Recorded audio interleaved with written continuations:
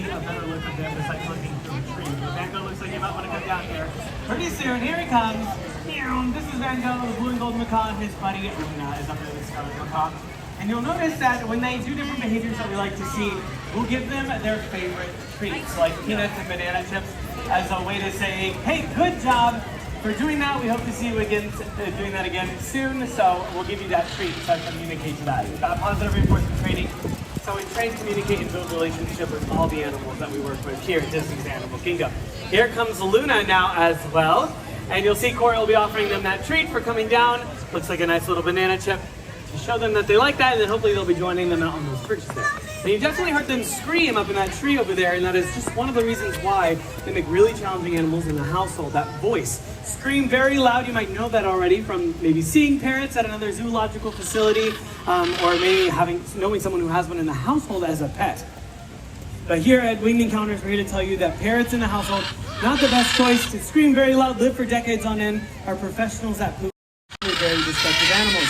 That is why it's so good that you have the ability to come to places just like Disney's Animal Kingdom or your favorite zoological facility in your place you call home to learn about their animals and see them in very unique ways, just like so, each and every day. And it looks like they want to come out there with Corey and Amanda, and we'll see if they want to do that real quick.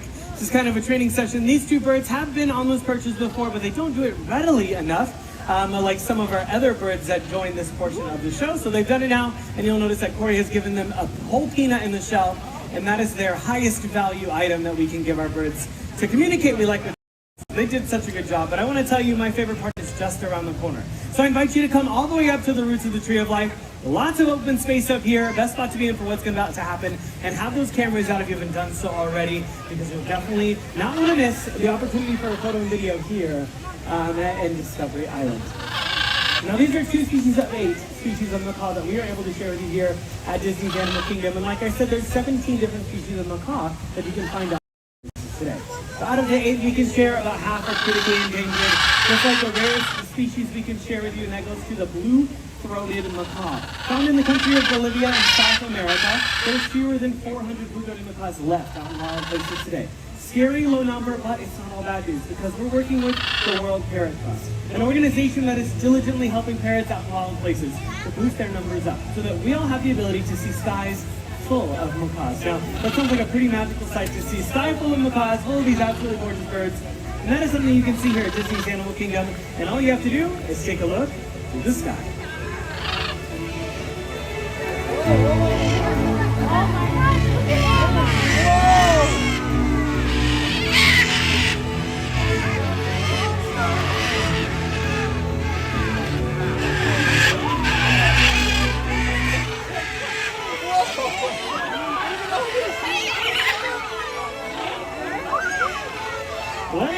That is a sight that never gets old. We got a couple premium macaws coming right over the top right now. That is That's the air on my head. Keep your eyes to the sky. Camera's pointed up. We got military macaws coming in as well.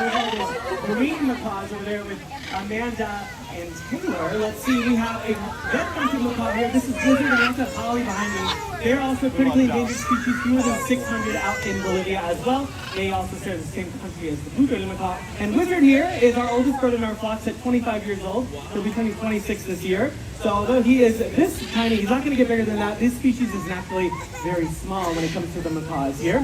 We have Marvin, a green macaw. We have a blue and gold macaw here. This is Mrs. Rogers. And let's see, there's those blue-throated macaws up here with Corey. This looks like Mia and Cooper right here. And maybe another one on the other side. Nope, I think those are the only two that are out here right now. We're not sure for this time. Looks like a lot of the birds are heading out here. We're going to see if the rest of them would like to join up with their flock mates and then take flight on to their next adventure. Thank you all so much for joining us here at Winged Encounters. Very cool. Thank you so much for stopping on by here today. We'll be back at 3:15, which will be our last show of the day. So we hope to see you again soon. But more importantly, we'll be a wild time here at Disney's Animal Kingdom. We'll see you later.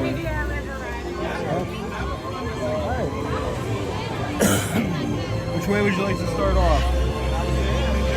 Where would you like to hang out for a minute? Thank you for joining us for Winged Encounters. Spoken into existence. Remaining records for many generations to come. Enjoy the rest of your adventures here at Disney's Animal Kingdom. Probably have a rookery somewhere.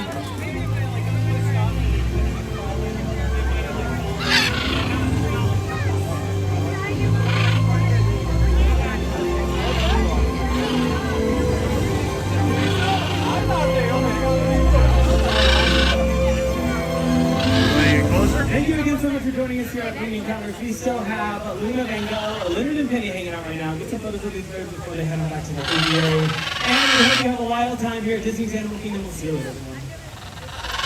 Thank you.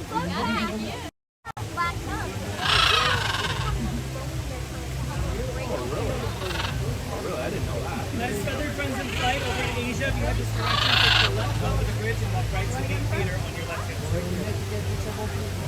Are you gonna see the theater? I think so. So he was saying something to the guy about going over there. We didn't pull a schedule for any of the things today. Or we can go to Pandora. Guys, if you're spending thousands of dollars to come to Disney World, I would definitely recommend that you come more prepared than me and Brittany.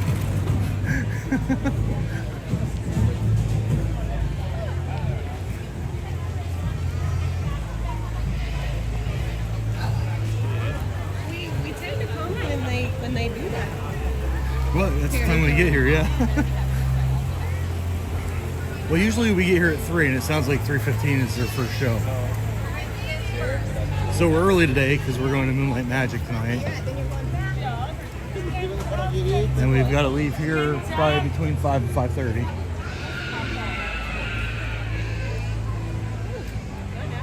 No, not at all.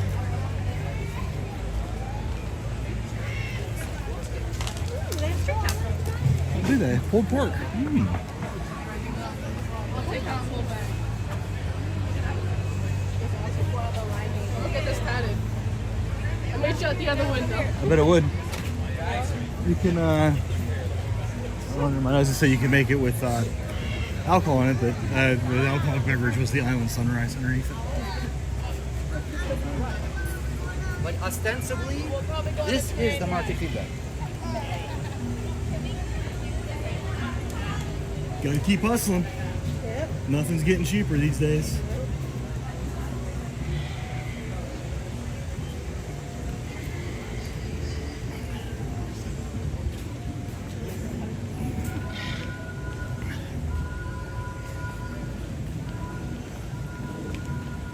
Oh, did you see on television that, I don't know if it's, oh, they're there. Oh, they're just chilling in the regular old trees. I don't know if it's Disney or someone else. But they're gonna do a real life Bug's Life? Yeah, it's not a movie, it's more a documentary, but it follows the same type of bugs. With like really good camera angles. Man, I bet people have been clamoring for that. I mean, a lot of people just find that stuff soothing. You just turn it on the television and let it go. Let's go. We're going.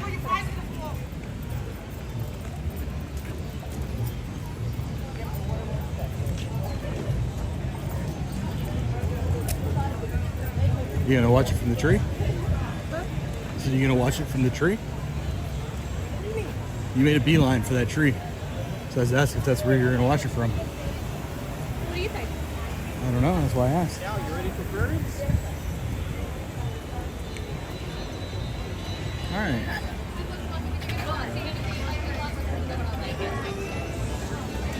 So they've got risers. So the rise folks want to sit anywhere you like. So the risers, or you want to sit It doesn't over matter. there in the corner? I'd like to be more in the center if I can. All right, choose it. So how about the risers right here? Maybe at the top or the bottom? Well, I don't want to be in front of anybody. Well, we could be behind them. You go first.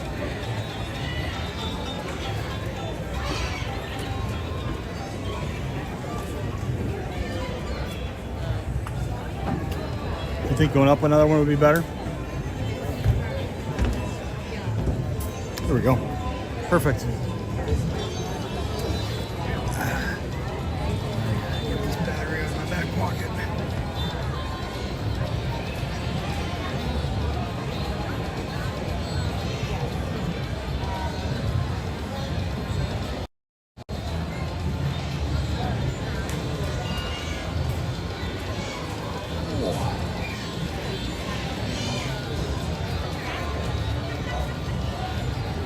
keyboard this or anything because I keep switching sides.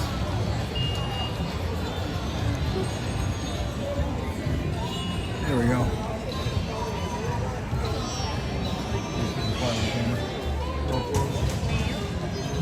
Same.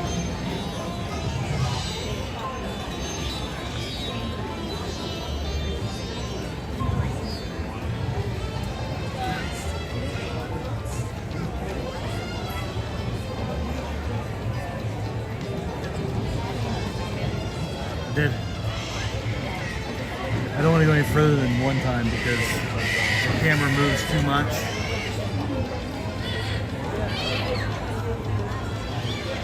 I wouldn't try to capture anything that moves off the stadium. I'm not going to. Yeah. That's the other reason why I don't want to zoom in too much because they're gonna like fly right at us.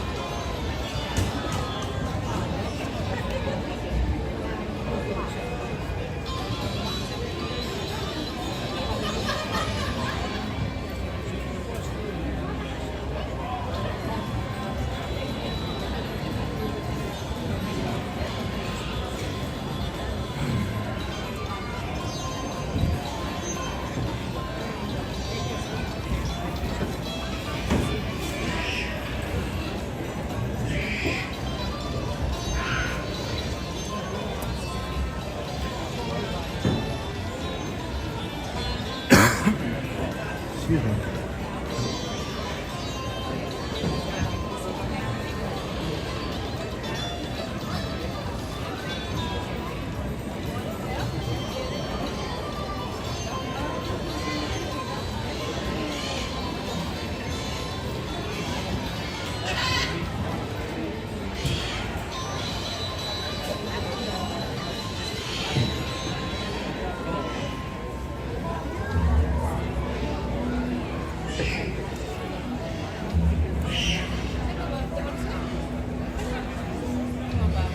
Hey, good afternoon, little bugs. How are you doing today?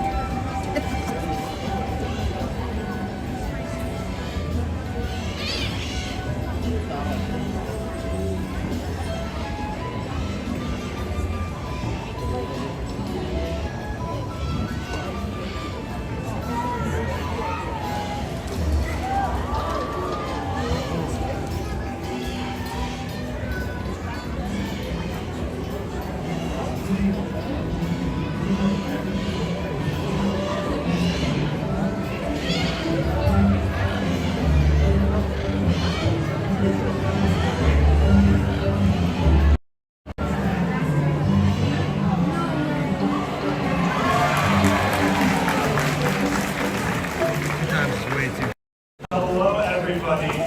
Good afternoon and welcome to Feathered Friends in Flight. My name's Nathan. I know you just saw some incredible birds out here, just like those blue throated macaws right there. But let me tell you, birds just like those have been part of this stage, sharing their own unique stories every single day since the park opened in 1998. Right, I mean, this is kind of like our favorite part of every day. Did you see the bird recycle? I mean, that bird, awesome. And we love bringing out birds like that one. And like this trumpeter hornbill and those parrots that were flying around, so we can talk about their adaptations in nature, what makes them amazing, and then we show that to you guys in ways that we think so. Yeah, that's exactly right. Adaptations are so important for all of these birds. Just like you said, Caroline here, the trumpeter hornbill, they have a really cool adaptation, which is agility. They're built for speed so they can weave in and out of the trees and the forest back to where they're found. Right, do you want to see that? Yeah, let's show them. What, we need some help though, so we need some volunteers. Dave, you're just going to pick maybe a few of them, and then I'll go to Pat. Perfect, yeah. So I'm going to be looking for, let's say, 2 volunteers, ideally from the same group. Let's do, yeah, right here. Yeah, you two can stay right where you are. You'll just stand up. Both of you stand up, you'll face each other. And then what you're going to do is you're going to make a big hoop like this with each other. Yeah, perfect, just like that. Okay. Okay, and then I'm going to find Caroline. You're right behind me. Okay, is everyone ready? I'm ready. Yeah, I'm going to have to get really low for this. Okay. See if we can do this. Okay, here we go. We got 1, 2, excellent job, round of applause. Good job, all 4 of you. Yeah, thank you so much. And the coolest thing is that agility doesn't even end there. They can do things like fly up and catch insects straight out of the air. Yes, do you want to see that? Okay, cool, because we can do that if we utilize this rocket launcher. Which sounds weird, but what I'm thinking is this hornbill loves fruit, right? Caroline loves fruit, especially grapes. So we'll put a grape in the rocket, shoot it in the air, she will fly in, and then eat it. Like that. It's gonna work. And I need some help. Who wants to shoot fruit out of the can? Because we do need help with that. Right here, the white t-shirt with the black hat on. Yeah, the white t-shirt right over here. Yeah, come on out. Round of applause for our volunteers. Hold on, what's your name? What is it? Nabi. Nice to meet you, Nabi. I'm Adam. So we'll take the grape, we'll put it in the rocket launcher like that, okay? And then if you want to stand like right here, I'll set this on the ground like this, and then Nathan and I will count down from 3. And when we get to 1, you'll see that yellow thing, you'll smash it as hard as you can. We'll shoot the grape in the air and see if the hornbill can catch it. You ready, Nabi? Cool. You ready, Nathan? I'm ready. Cool. You ready, Caroline? Okay, let's count down for liftoff. In 3, 2, 1. She got it! Nicely done. Round of applause for Nabi. Excellent job, already. Get back to your seat. You did such a good job. That's incredible. I didn't think it was going to work so well. Me either. And Caroline already knows where she's going from here. Where? Oh, there you go. Caroline, the trumpeter hornbill. That was incredible. And the coolest thing is those adaptations aren't always things that are physical. Some birds like this one right here, apply grow and develop things like intelligence to survive out of the water. Right, super smart. And actually, we want to show you how smart they can be, but to do that, we need some help from you guys. We need an adult volunteer this time. An adult who also has a dollar bill, which is a weird request, but what we have done, you want to help us out with the shirt? Yeah, so if you stand up in your seats, what I'm thinking is we taught this bird to know where he's supposed to fly by the prop, which is that dollar, instead of the human. So, want to see if he'll land on your arm? Okay, you just make it perch like that. Should work out. I'll give him a lift real quick so he can fly that way.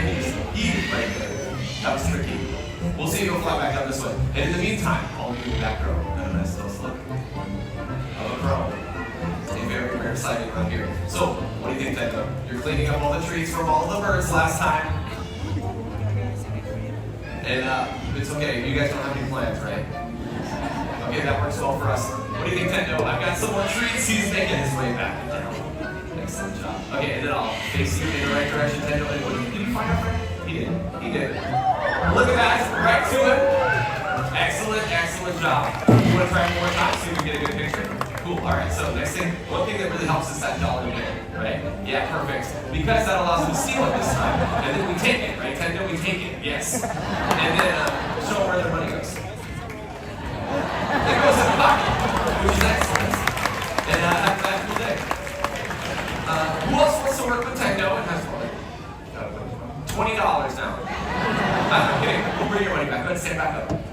We're gonna bring it back. Yeah. So if you just want to stand up, and instead of one arm when you sue, and then all you have to do is flap really hard, and you can flap again. I'm kidding, just a ball in the air is probably funny. But hopefully he'll take it and put it in your hand. And if he does not, we know he works for the government. Okay, here we go. If he puts it in your fingers, just use them to grab on. Excellent job. Thank you for helping out. Great job. So good. Really good. And the coolest part about that is someone got money back at the theme park. That's great. So good. But, you know, I was thinking maybe we could mix it up a little bit. What do you all think about being a nighttime hunter? You want to see an owl fly? Yeah. Right? Yeah, really cool. The coolest thing is these owls get really low flights right over your head. So have your phones and cameras out ready. Usually slow motion captures an amazing shot.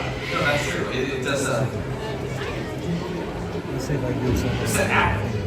Yeah, owl. These are chickens. Like, I know you've been doing this for a while. Not owls. No. Okay, Gouda is that chicken. That's ricotta. I'll walk the chickens home and you can take care of the owl. How about that? Good deal? Yeah, I like that. Okay. All right. Fire the chicken. Come on, Gouda. She's this way. Okay. Come on, Gouda. This way. Yep, I got a treat for you. There is an owl coming and we do not want to be here when that happens. Okay? Come on. We're gonna jump up. We're gonna go. Yep. And then we're gonna run this way. And then we gotta go. I'll be right back. Come on, Gouda. Let's go. Okay. Well, hopefully Adam's gonna get the chicken situation figured out. But in the meantime, hopefully here pretty soon, we'll still be able to meet an owl. And they're really amazing. Right here behind me is Jupiter. Jupiter is a great horned owl, an owl species found all across North America. And really what's cool about them is they are the best nighttime hunters that you can find out in the nighttime sky. Yeah, and that flight was really cool. I saw right over your head, right there. Really cool. I'll tell you, if you duck, they just fly lower. Yeah, it's incredible. He's actually going to make another flight all the way across the theater. So once again, have those phones and cameras out, ready. Slow motion gets an amazing shot. But like I was saying, owls like this are the best nighttime hunters.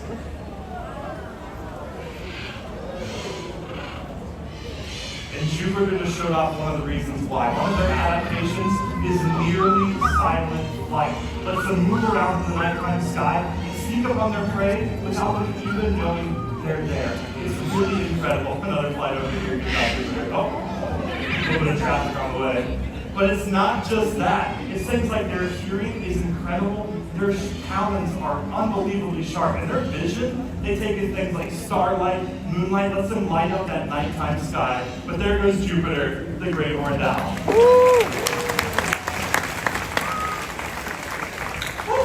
Okay. Chickens are safe. Slide the owl. Well, thank you, crazy. I missed the whole owl. That's very cool. I mean, he almost got the tail end. Thank you. Thank you. Yep. Well, roasted. Okay, what about this? What if we did some training for them? Okay. Right? You want to see some training?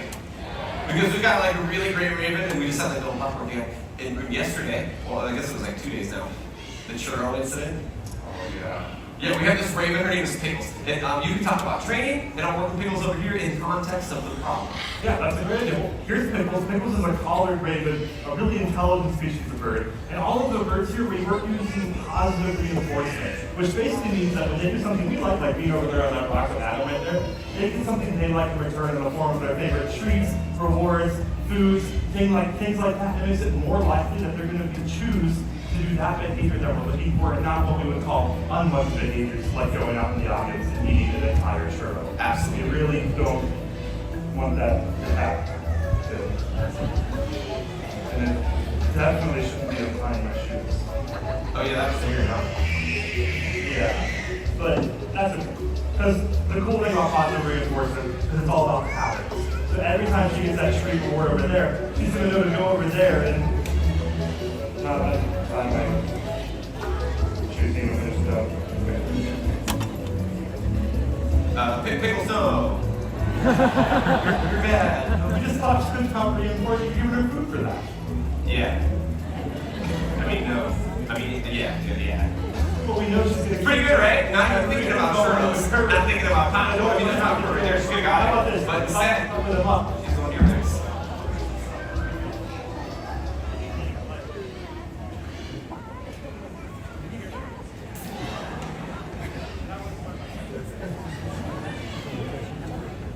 Ta-da!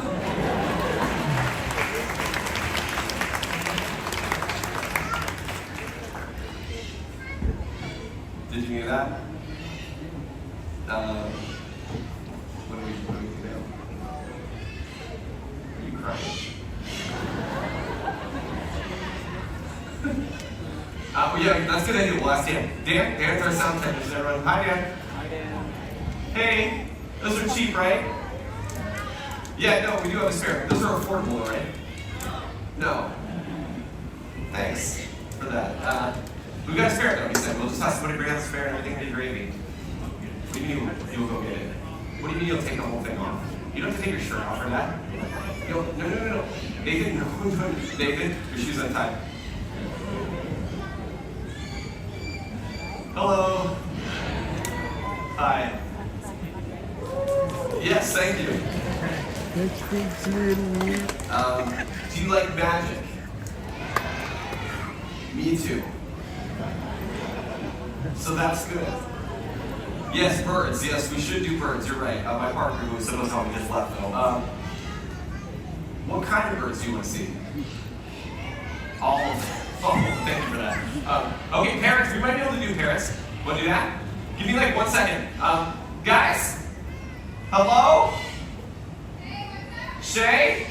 Could you bring out a parrot? Yeah, right now would be ideal, yes.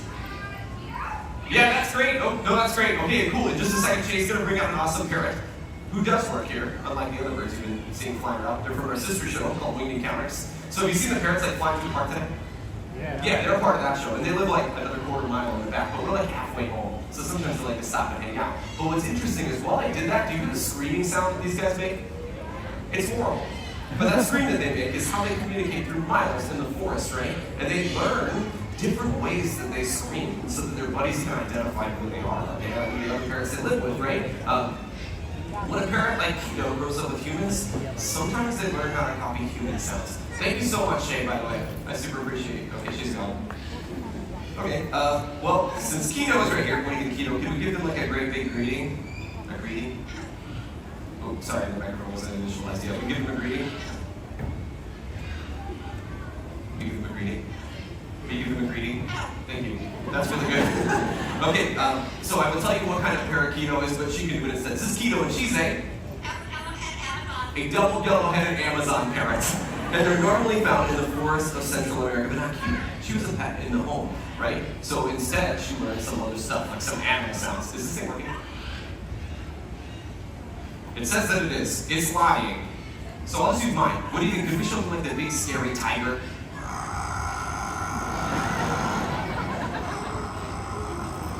One more. Yeah, ferocious. Good job. But if that was too much, we could do this smaller tiger, like the kitty cat. What's the kitty cat say? Nicely done. Good job. Okay, should we do one more animal sound? Okay, we'll try maybe the kookaburra. Good job. That's nice. Okay, so the animal sounds are cool, but sorry, I'll try to copy. Most of the sounds that Keto has learned how to copy human sounds. This is her trained impression. Just kidding, it's obnoxious, so I was going to wait a second. I don't know what that was, but I'm going to give her a treat really quickly. But I was thinking, she does this thing when people clap, and she might do it if you clap right now. You want to try it?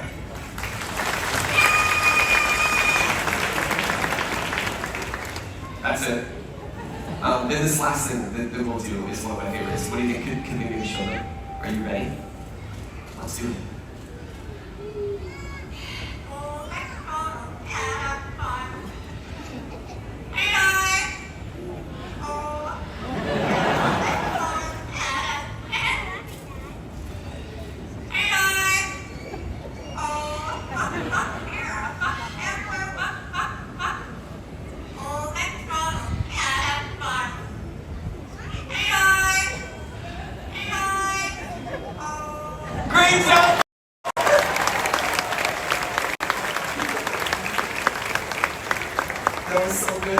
I think it's about time to say goodbye. I think we do goodbye. That's Keto, the double yellow-headed Amazon tourist. And of course, Shay the human as well. Thank you, Shay. I super appreciate that. Also, Dan, I super appreciate that I gave you a very wide range of sounds that just happened there at various volumes. So, Dan, the technician, everyone. Okay, so parents, like Keto, we just showed off like one of the most amazing things they do, right? Is that they can copy, they can mimic, they can learn how to do human sounds. But what I really want you all to know, right, is because we just showed that off. Most parents, they never learn how to talk. And instead you hear stuff like that, which is not delightful when it's like 5 o'clock in the morning and your son's, hey, David's back. Can you all hear me? Yes. Perfect, we're back. Hey, we worked with Keto. Oh, good. And I was just telling them that parents, like these two cause over here, are not easy to be around. They are not easy to have in the home. And Keto's saying, but most parents are not like that. They're more like the sounds they make. Yeah, that's exactly right. Parents like this, like Keto, are one of the most challenging pets you can ever bring into your home. And it's for a lot of reasons. One is being shown off right here. They're loud. When they scream, they yell from sunrise to sunset. They're destructive. Anything they get those mouths on, they tear apart unbelievably fast. And they are incredibly long-lived. I mean, a bird the size of Keto, you're talking 50, 60 years, and these guys are even longer lived. It is crazy. An old McDonald that is cute really right now, it's less cute in 50 years at like 6 in the morning. So, what are we doing? What are we doing? Thought I would mix it up a little bit. I'm gonna keep it back here. Yeah, It's a great. It's a great. Oh, okay. Yeah, it's a great. No, that's great. Okay, come on, buddy.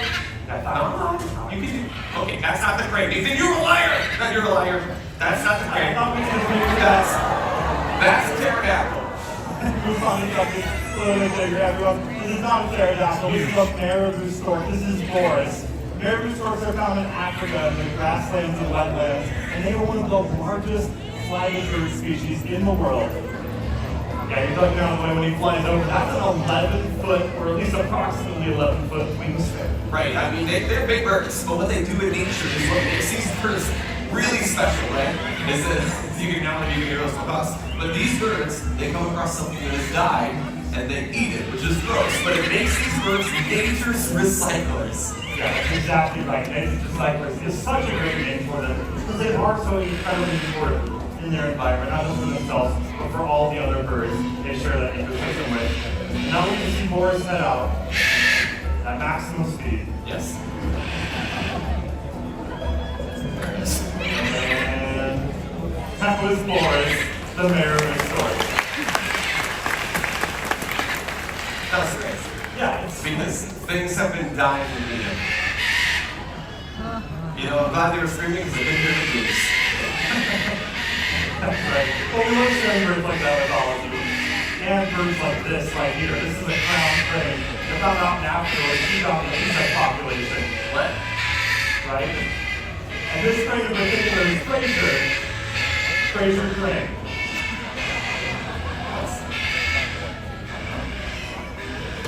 But, Okay, why don't you see if this arrow fly out? You know, I can feed him and like show everybody yeah, out. but you know he hasn't won that. Is this because he went to the margarita bar yesterday? Yeah, and I don't believe that to happen again. You should just try to get everyone's been super supportive. What do you think? Should Nathan feed the crane? Yeah! Come on, just one try, nice quick prompt. And this is good because these birds, as these macaws are demonstrating, can go anywhere that they want, right? So it's up to us to make it worth it for them to do anything we ask. Right? So big prompts, you got your treats. That's good. You did really well. TJ, would you give him some extra treats for a second? I'm going to try that thing. Okay, TJ and I have been working on this training tool for the crane. It's like one of these walk down tools right over here. You analyze. So I'm the rock that's like kind of like tucked in back there. So like the crown crane gets its name from the crown with golden feathers on its head. And you two have been like trying to connect. Here we go. You got that? No, this is not a training tool. No one wants to see me wear this. This is me like I think they do want to see you wear that.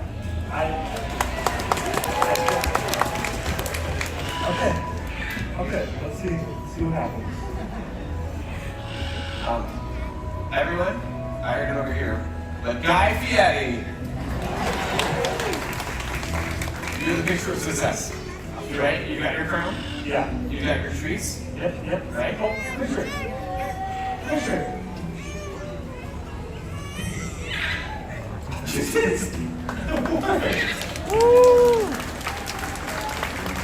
I can't believe it. Do you think it was the hat? Not at all. That was for us mostly. It's Friday, so you're working with him in the back. You've been building a relationship with him, building trust. Did it pay off? Just so. This is incredible. And Fraser, you did an awesome job. Here, I got a couple more treats for you for the road. Okay. Then you know where you're going from here. Fraser, great, everyone. So you're gonna wear that forever? Oh, no. Is that because it smells? A little bit. Okay, alright, well it's weird, but the reason that we do this wacky stuff is that we want people who come and watch the show and think about how we develop all of the animals and all of nature that is out there. Yeah, that's right. There's so many, birds out there that need a hand, and there's so many examples of the impact that people can make every single day. But I can't think of a better one than the story of the symbol of pride for the United States of America, the bald eagle. Everybody, this is Hope. And Hope, when she was younger, was unfortunately injured out in the wild, unable to take care of herself and deemed non-releasable. But it wasn't all bad news, because it meant that she was able to come here, live with us, and be an ambassador for her species. And that was really important, because all eagles were having a tough time out in the wild. Their numbers were dropping so dramatically low that it was feared that future generations wouldn't be able to see majestic birds like this out in wild places. But, people took notice, and they took action. They wanted to do a lot of things. They did a lot of things like cleaning up the waterways where bald eagles fish, reducing the use of the chemical pesticide, DDT, which was the #1 cause for their decline. Right, and the best part about that was that it was people like all of us, working together to help bring an amazing bird back from the brink of extinction. That's right, people like all of you helped out the bald eagle so much, their numbers skyrocketed, and the bald eagle was officially taken off of the endangered species list.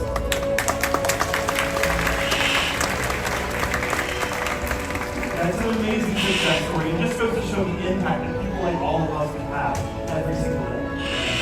You're right. It's an amazing conservation success story, but there are animals who really need our help. This noisy little parrot does work here. His name is Link, and he's a blue throated macaw. Blue-throated macaws are actually one of the rarest macaw species left in the wild. Only found in Bolivia, and estimated with fewer than 400 left.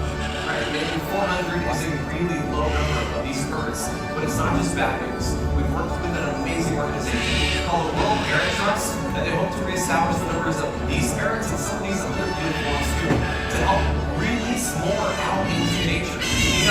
With the wild population, the sky is filled with blue-throated macaws. And what an incredible sight.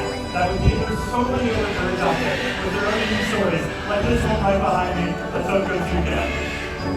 Exactly. And this is Oyster.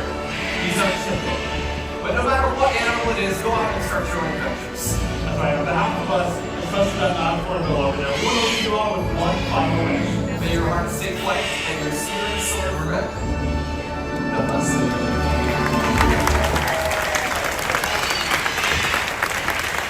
Thank you all so much for hanging out with us. We enjoyed that beautiful non-portable neighborhood. We hope you enjoy the rest of your day at Disney. Bye. Explorers and friends, thank you for joining us for Feathered Friends in Flight. Have a wonderful rest of the day exploring Disney's Animal Kingdom.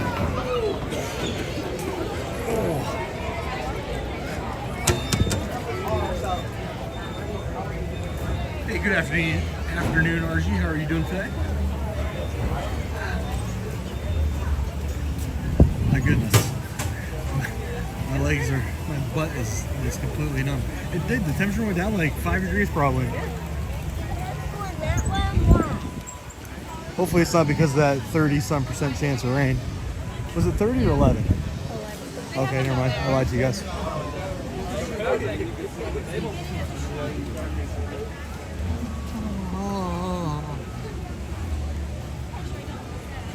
Guys, I gotta stop for a minute. Okay, so are you gonna come up here or where would you like to head towards now? hacer durante 45 minutos. Yeah, we can do it. Your ice cream?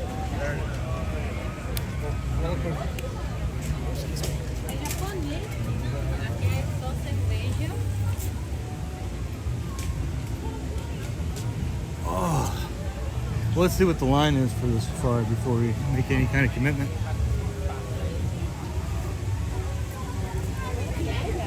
Was it cold up there, RG? I think it was pretty chilly down here too. I think it got down to like the 40s, didn't it? Yep. You gonna look to the Discovery River? Let's go. And his loyal pilot companion, on time. The Prince Reveal has made a dream all the way from Denver to behold the one-of-a-kind tree of life and its legendary animal depictions. And Scrooge is determined to discover them all.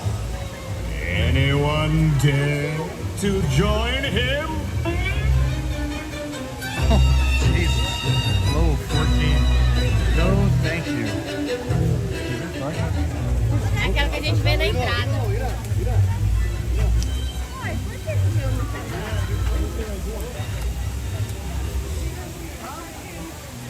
Rescue Rangers? Of course. Which one are you talking about then? Because you got. Well, Launchpad was in Rescue Rangers. Launchpad McDuck. They do a quick back. McQuack, I'm sorry. The other one. Well, I know he was in the Scrooge show too, right? Where Was he in he's. both? I think he was. Or am I mixing up the mouse character with the mustache and the leather jacket?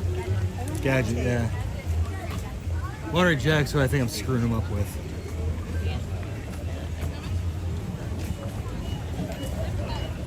Yeah, nice. We're gonna go that way?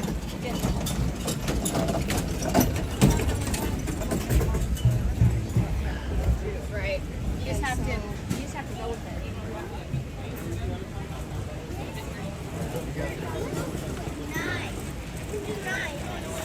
DuckTales.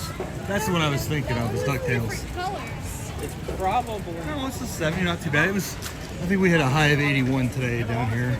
I used to watch all of those cartoons, and to my surprise, when I moved back, and because I wouldn't remember them sometimes, like I forget people's character names and stuff, so I'll Google them, and I realized very recently that those shows only showed 1 to 2 years. Yeah. But it seems like they filled up my entire childhood. Well, they've had reruns for years. Is that what it was? Yeah, you just never realized that you were watching the same episode over and over and over again. That's why I remember them so well. Yep. They just kept replaying them. Like one of my favorite cartoons was the Beetlejuice thing. And I swear to God, I thought it ran for years. I think it only ran for 2. Yeah, I think so too. I used to watch that when I was in high school. My little brother was like probably 6 or so. And I'd come home and he'd be playing right in front of the television. 30-something, I think. Is that okay? Well, it's up to you. Is that okay with you? It's okay with me. Alright, so I guess we're gonna go on the train, 30 minutes.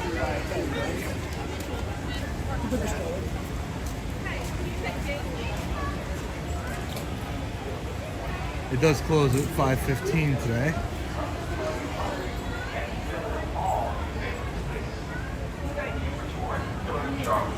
When it comes to safaris, we go wild.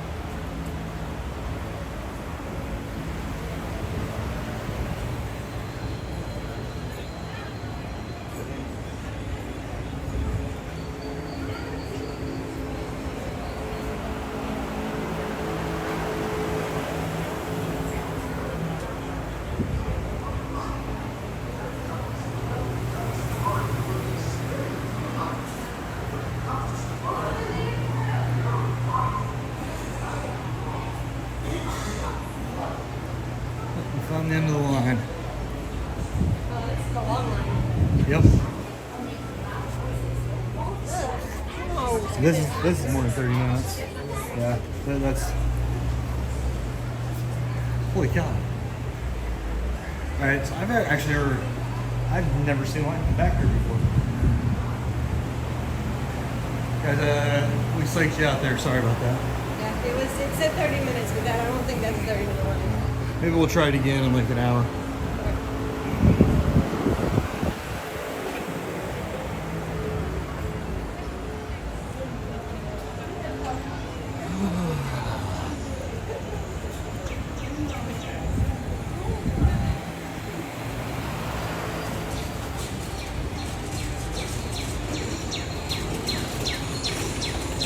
Sunglasses back on.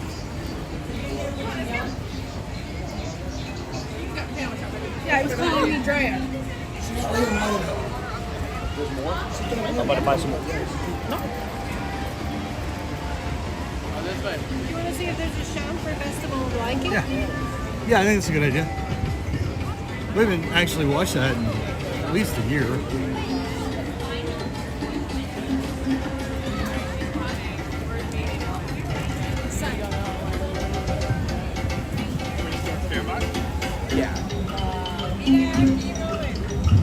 Well, that smells good. I don't know what that is. Some kind of curry. Oh, it's right there.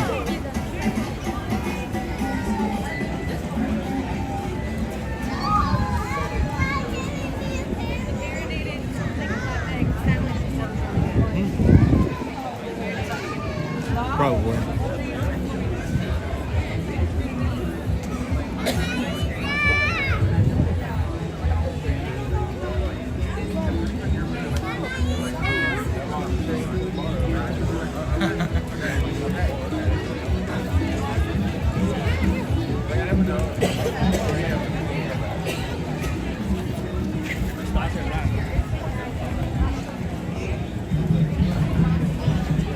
RG said not to worry about the line. It's probably because the road broke down.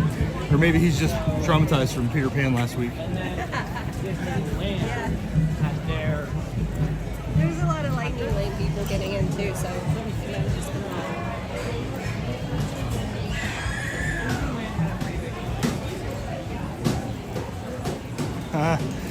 Alright, you can see the line from here for Lion King. yeah. But it's not that far out if you can see the person holding the stick. Yeah. What time do you think it starts? 3:30 maybe? Animation studio. 2, 3, 4, and 5. So it just started. Oh, that sucks. So I think that's the line for the 4 o'clock show. I hope. But there's also the 100th anniversary and then Disneyland's on. So we're an hour right there. Yeah. It looks like it does. Yeah, no one's moving.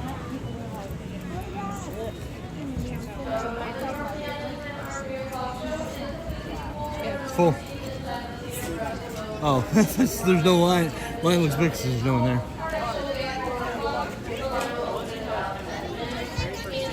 Well, we can always try that again in an hour also.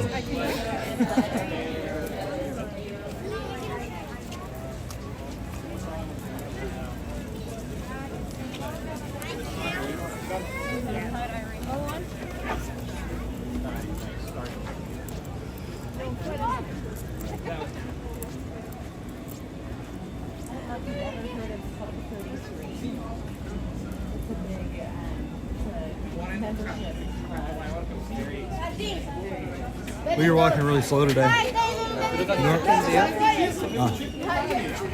Normally I'm trying to keep up with you.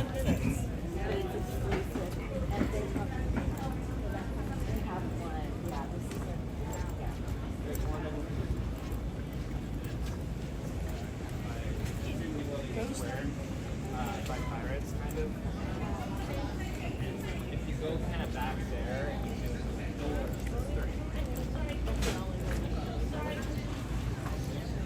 All right, so we're gonna go into it looks like Pandora.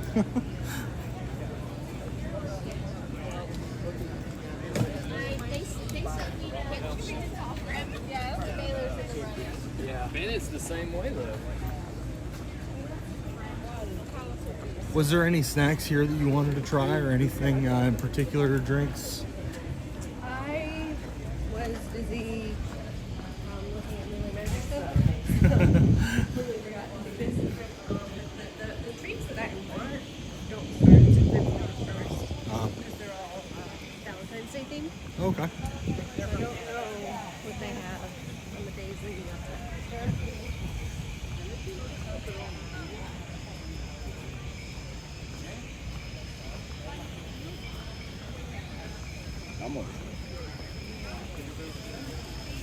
Well, I can say I'm not hungry at all.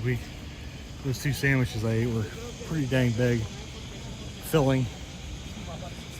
Si sigue haciendo de la Dyson, no se la vamos a comprar.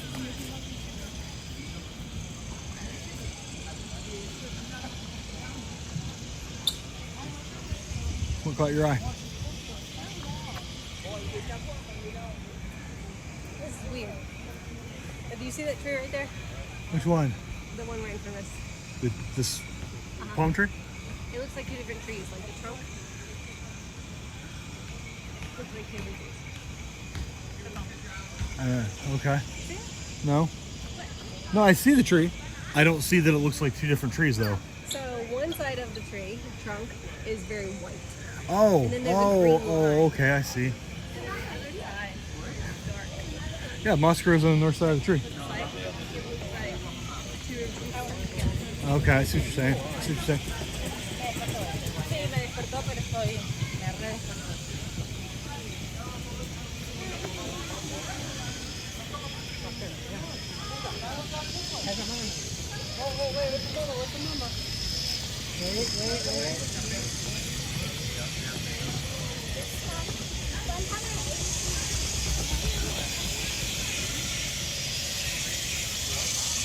That was a interesting little side spot there.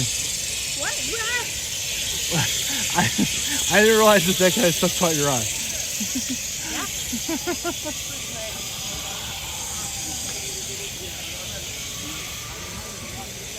You ask me enough stuff, we'll never move out of the same. That's probably true. It was just weird because like you hesitated when you were walking, and I don't ever see you hesitate. So I thought maybe there's like a bird or something in there.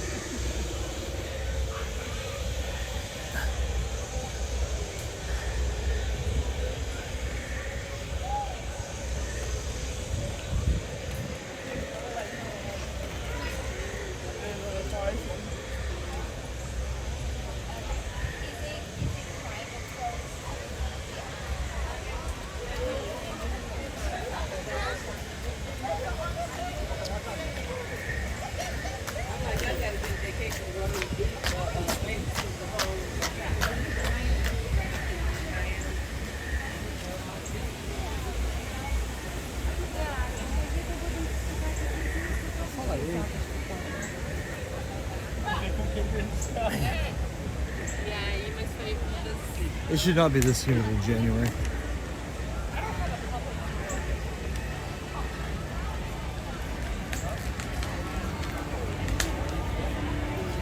Do you want to go in the shop over here, or do you want to go see what Flight of Passage looks like? I would like to go to the shop. I think that would be. You could try to go anywhere. You just got to tell me.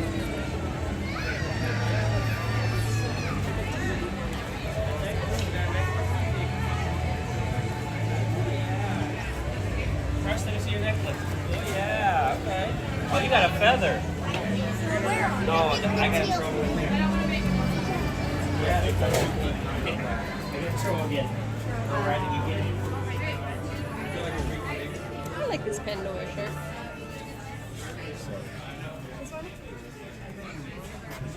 You like that shirt? Yeah. How much is it? It's $45. It's light. It's a baseball shirt, so it's super light. I would like this if it was more. Oh, that is a pretty heavy. Maybe it's a good insulation. I don't know. You couldn't wash this in a dishwasher. No. Still haven't seen the second movie yet. It's very low on the interest level for me. Not interested. These feel really good though. Has a spot for fun here. Hey! That's not bad. That's the $40. Maybe if you work up on yourself, you can get them to give you a free pair of leggings, like Universal did. Stop.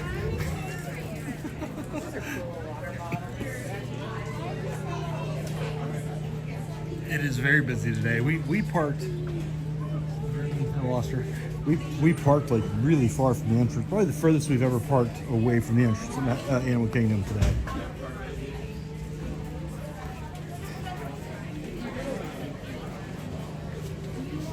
And of course, the place closes at 6. So we're actually gonna probably only stream until probably about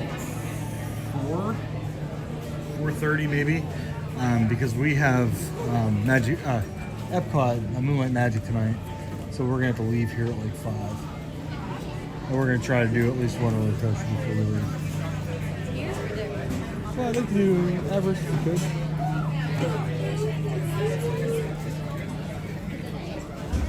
I like this shirt.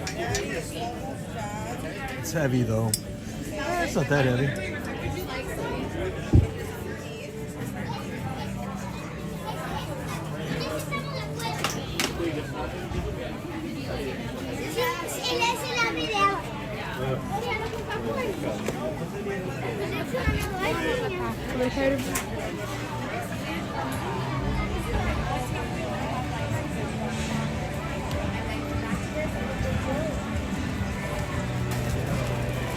Last time we were here, we thought it was going to be the last time we ever rode Dinosaur. And here we are again. Because we spent the night and went to Animal Kingdom, what, 2 weeks ago? Do you know when they're supposed to retheme it? I don't think they know when they're going to do it. They should have done it about 10 years ago.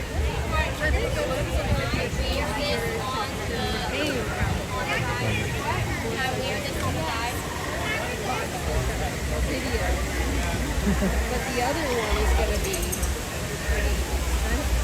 Right. So it's 80 minutes for Flight of Passage. So it starts at 6, RG. We're gonna leave here and drive over, right? Around 5. And then know that we want to be there before right. it starts at 7, so we need to be there at 6 so we Okay. can get the wristband. So we're still gonna leave here at 5. So it does start at 7. So we're gonna get there. You can get the wristbands at 6. So we're gonna get there. That's why I kept saying 6, I think, because that's when you get the wristband. What's the Navi River ride look time-wise? I don't think we've ever live streamed from it. 95 minutes. Yeah, because you're underneath a lot of metal there. Yeah, so everything's got a long queue today. I mean, we haven't been over to Everest yet, but everything's been 60 plus.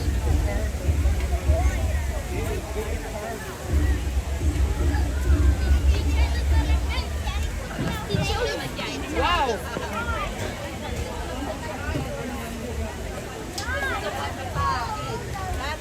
It really also doesn't help that they have so many walls up here.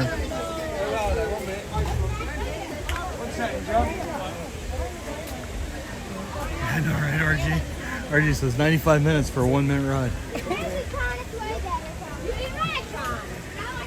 Honestly, I don't think I would do Navi if it was any more than 20 minutes. I really thought that by now the line would be similar to Right, me too. I mean, that's what it is. It's a bad version of Small World. Huh? I think it's shorter. It is. It feels shorter. Maybe the other one just rings in your head for 2 hours after you sit in it. Well, the problem with Small World is that the whole thing is just like the exact same thing over and over and over again. So it feels like you've been there forever. You know, I think it would be, I mean, you can't change it now because it's been so long, thing, but I think when they originally did it, it would have been so cool if each room were a different song, but each room faded into, like as you walked in, it faded into the next song. Kind of like remixes, you know, like they kind of like fade into the new song. You're just like, this is like the bad bumper ride car at the carnival. And there are still people that absolutely love it. It's like their favorite thing they've ever done. Yeah. Those were the two. Do you want to go up and around? Why did I think? In my head, I don't know why I was merging Magic Kingdom and Animal Kingdom. Did you want to go up around Dinosaur right now, or do you want to go kind of where the otters are and then kind of backtrack, go through Everest that way? Let's go to the otters if they're right. If you want to get anything, you want to see the Starbucks card. Starbucks is like right here. I don't think I need anything right now, but I might need a coffee at some point today. Don't they have a cold brew here? They do. They have cold brew.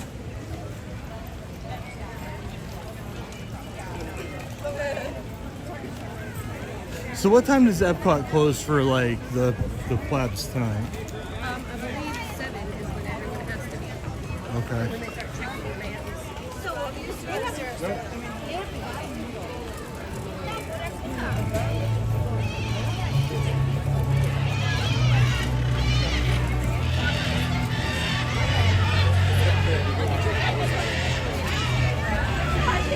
There's like a big They're all flying around. There are so many people here. Oh, there they are. They're coming right for us.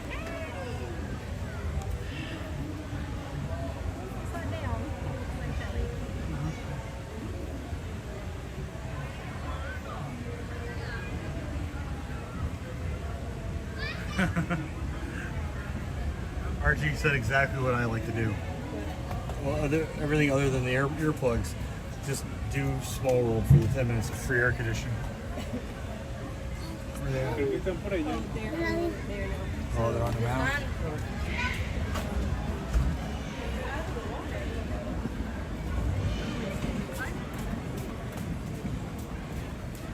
I like when they go down the little slide thing. Even though they don't slide, it just looks like a slide.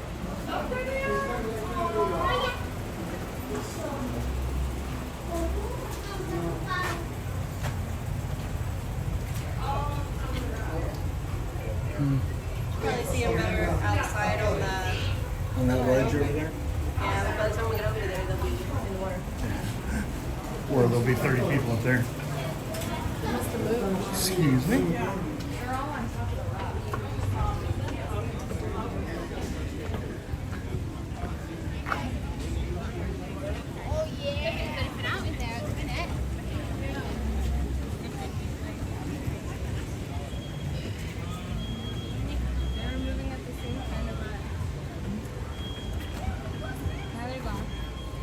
Did they run away? Yeah, it looks like they did.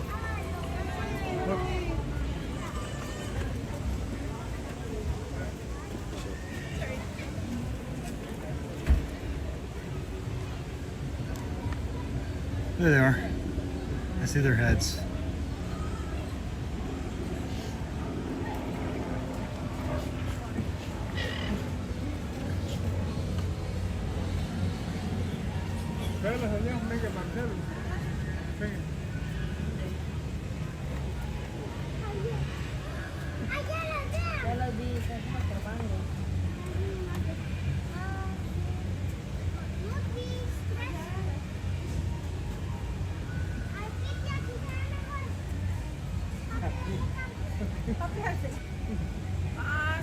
Thanks. I'm gonna go over here.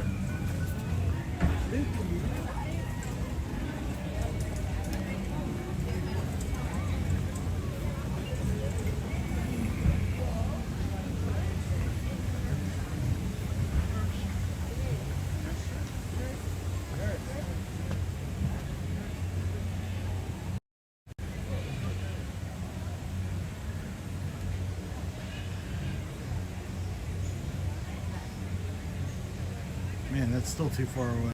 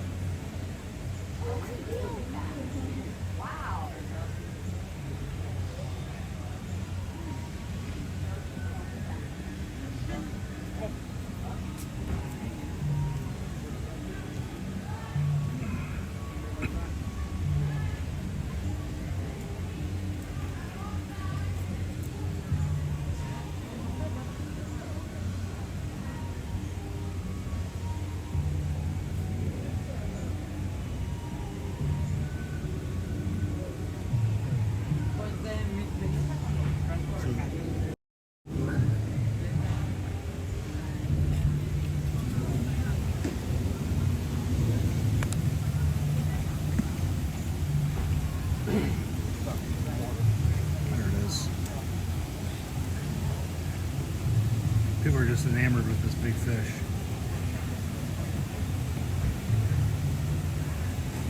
Yeah, I don't know if you guys can see it. There's a lot of glare. There he is.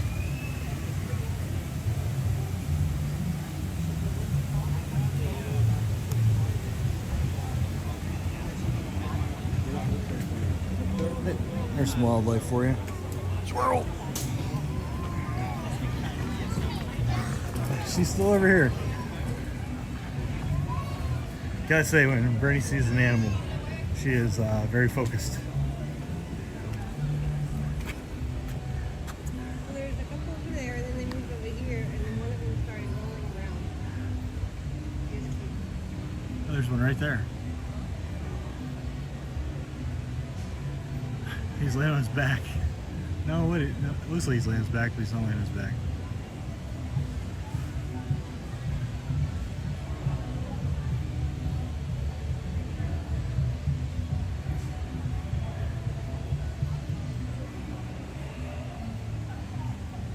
Ready?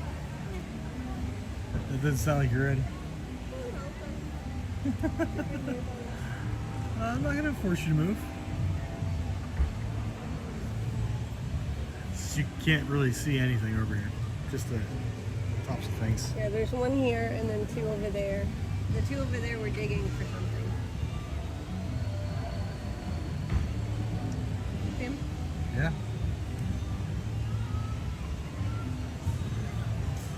You guys will head in the dirt. All right, let's go.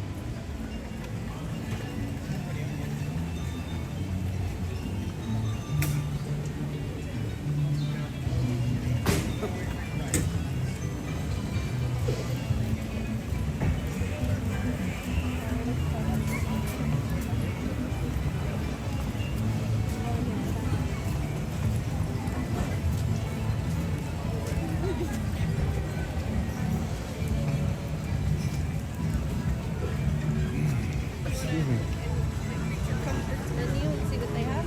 Sure.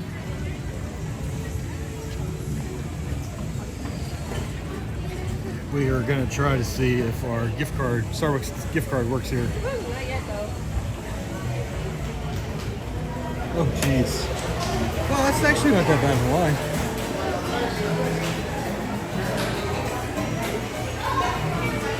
Thinks that the menu is so far away. I feel like everyone knows what's at Starbucks, so there's no use having a menu.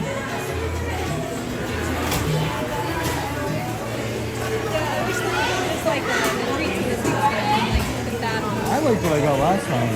What did you get? The caramel frappuccino.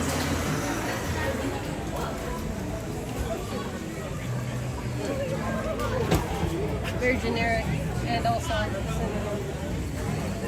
I wonder if it's any good. Didn't you get it? I feel like we did. I feel like it was dry. When I got the pink drink, we got one. Yeah.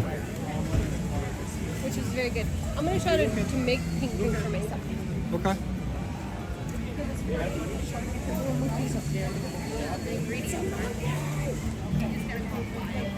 Drew. Oh, you know what?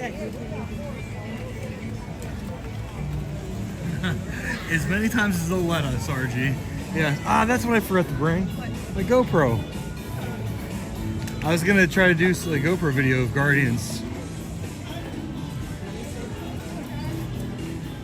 I've done a couple of them. It's too dark and it's too bumpy.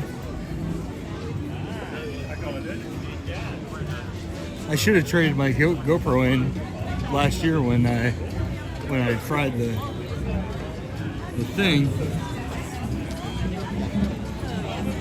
Instead, I just let it dry out and it started working again. I didn't see what it said.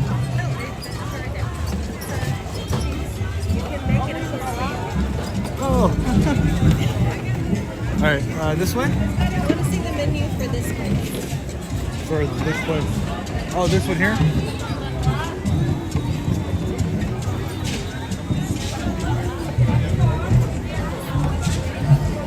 Oh, the hard cider float sounds good.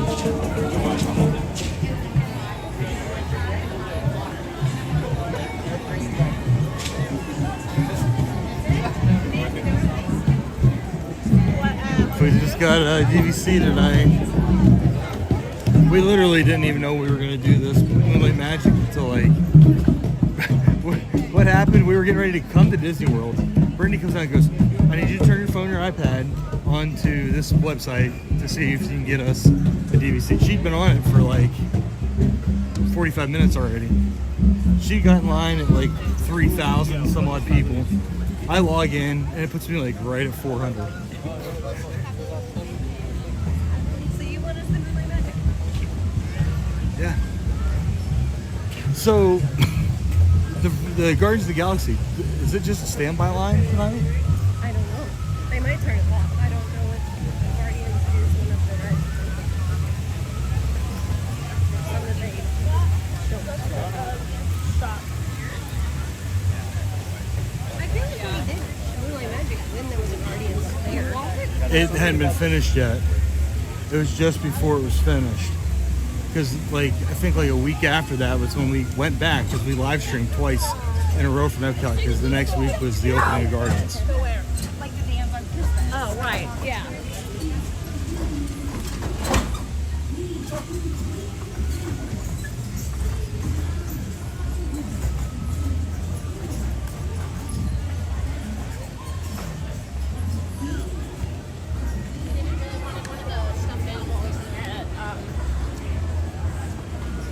I'm trying to listen to what this lady's saying, but I can't quite hear it.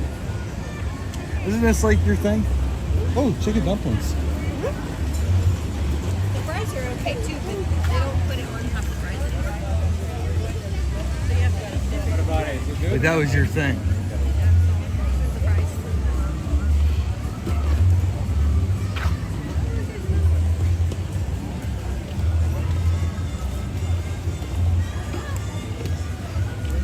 So I wonder what they're gonna do over here now that the guy has passed away.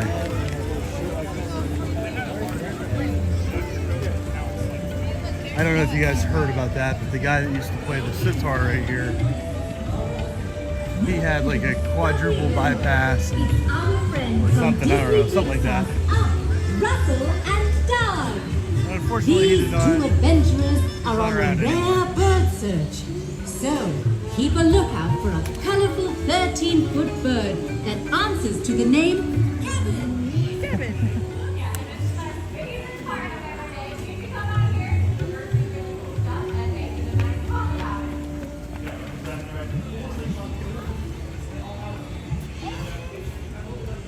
Do you think they're gonna bring a new sitar player in, or do you think they'll do something else?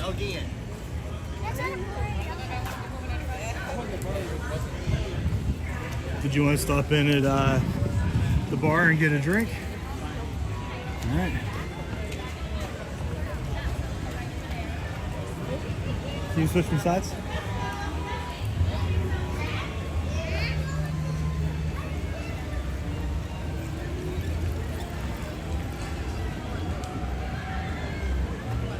Gotta warn me if you're gonna stop. I was just reading the sign.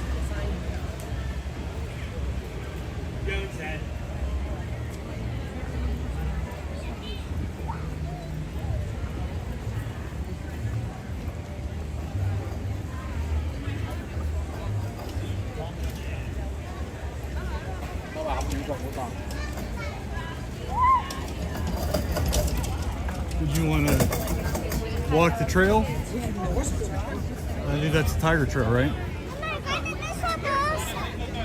Do it right now, or you want to do it later? All right. There won't be later because Closes in an hour and a half. Oh, that's cool. I like the shirt.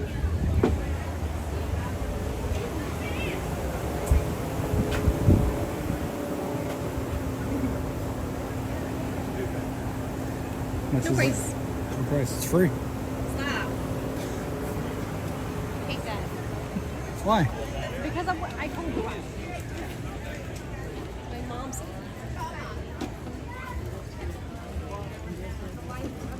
Well, then you put a price on it then.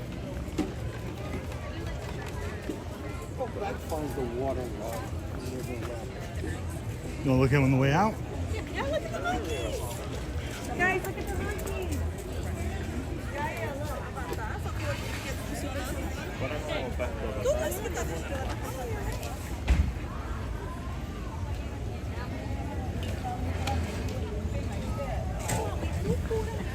This is where I lost my pair of sunglasses. Oh, 415. That's actually really good. Okay. Still upset about that, and that was like 5 years ago.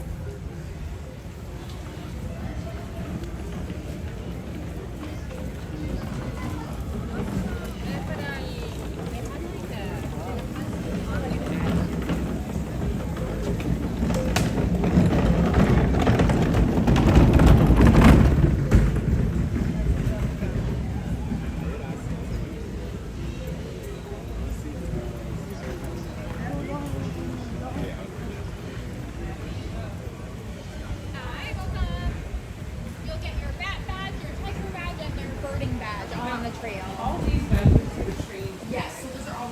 This one goes in 4:45. Oh, jeez. It's an hour and 10 minutes from now. Is Rafiki already close, do you think? Hello. How are you doing today? Good, how are you? Good, good. Oh, this big boy.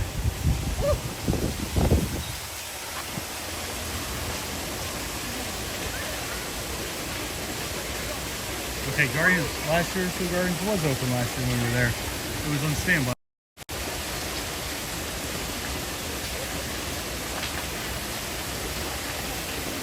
And he lost interest.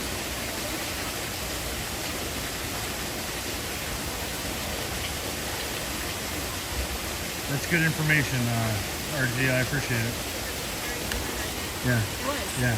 It was on standby the whole time. Line to get there. Yeah. Did we do that? I'm sure we did it at least once. I wonder if they bypassed all the whole video experience. There wouldn't have been a lot of people there. Although I bet everybody, I bet there was a very strong desire for people to be in that line. And there was, there's probably what, a quarter, fifth maybe of what the normal capacity of Epcot is. I forget how many people they let in for that. It seems like there's more people there than there are because they shut the backside down. The Gratitude I don't think was open. Yeah, they roped on the That's what? Norway? Yeah. Oh, there's a bunch of them just hanging on the trees. So if we go well under, then well over. Oh, I see. I thought 27 was Inspiring the day. very long. Just Oh, that's what I was talking about too.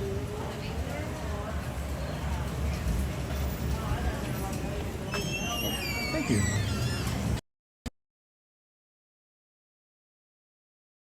Style. They got some skill, they can do it, but it takes a lot of work, and sometimes they don't quite take it. Which is like right now, they're starting to get access. Where? They're gonna be flying about. I don't see them. I see that one, but I don't see the other ones. He just expanded his wings. Yeah, that's the only one I see. And then there's one right there. He's sleeping, not moving, on the other side of the tree. Oh, okay. He was on the other side of the gutter. That's why I didn't see him. Moving. So if they're down on the ground, all they do is belly flop, they can get to a tree faster than they're He's moving around. Oh, there's two. They're moving. we see that we call the Oh, yeah. manipulative tools and a little So if you ever see a grounded bat, the best thing to do is put something on top of it, trash can, laundry basket, bucket, just something where you're making sure not to rest. Don't touch it because just like any other wild animal, bats can carry diseases. But if it's on, you help them out. Gainesville, Florida, they have a bat house, and it's on University of Florida property. And when dusk happens, all these bats fly out. It's like tens of thousands of them. Check out the resource bat.org. They can more specifically like what kinds of bats you have, and then they'll tell you what how to install it. They'll give you tips and tricks. Since bats are very particular, which is ironic since they'll sleep under your umbrella. He was coming toward you. You moved. Yeah, I wanted to see them But they also have not being in your way. prints for bat houses, and what's really cool. I think they do a whole conservation group, so not only do they do a bat house, and this is why they do organization as well. So you're planting 2 trees with only 1 seed. Awesome. You're maximizing your conservation footprint. It can be a really cool way to build spaces. I always tell people to live somewhere that has a not so stellar HOA that has not so great inclusive policies for black females back to federally protected here in the US. So if you put this up and they touch it, I think more importantly than fine because this is federally protected space. I'm trying to remind everyone that we need. Somebody dropped something. Oh, there's 2 up there that you can't see. Is there? That's gonna take us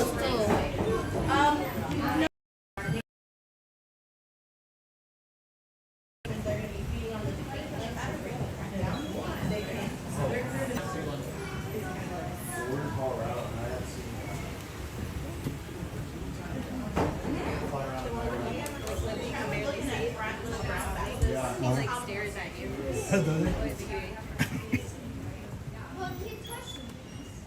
Yeah, that's not the best idea because, just like I said, wild animals can carry a lot of diseases, including rabies. Now, you're not any more likely to Ready? get about than you are any other animal.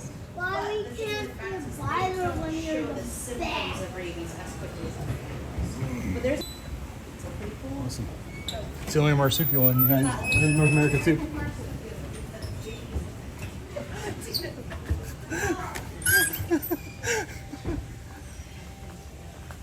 Because marsupials are possums are one of my favorite animals. You're welcome.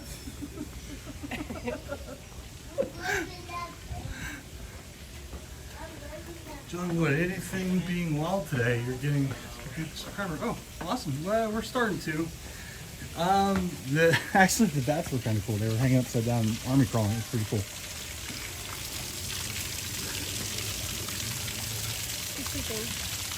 Where's he at?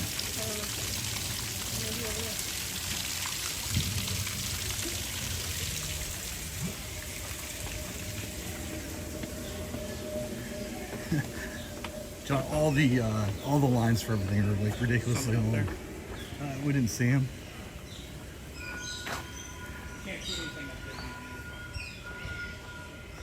Yeah, so the only real active animal we've seen so far is the bats. But everything's got at least a 60-minute line. Oh, he's over here. Oh, he is right there. Hey there, little kitty. Yeah, that doesn't look like a comfortable pillow, but... Oh, sorry. These are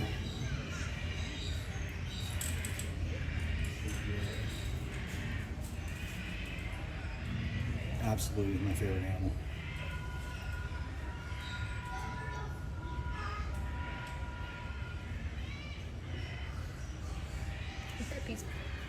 About how old is this tiger? She's 12. 12. Oh, wow. Median life expectancy is 18. 18, okay. But humans is 76. Of course, if I'm in that crate with him, it's less than 76. Yeah.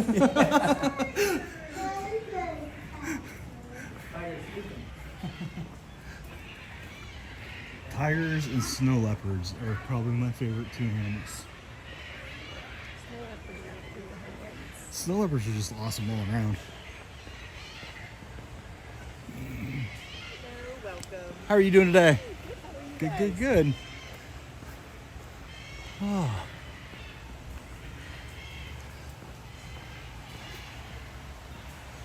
I can't pet that dog. I bet Disney goes through a lot of cat litter. You can try. What do we got over here? Whatever it is, it smells. It kind of smells looks right. like more of the tiger. Probably is. Although Disney does a really good job with the way they create the illusion of openness with the clear boundaries for the animals.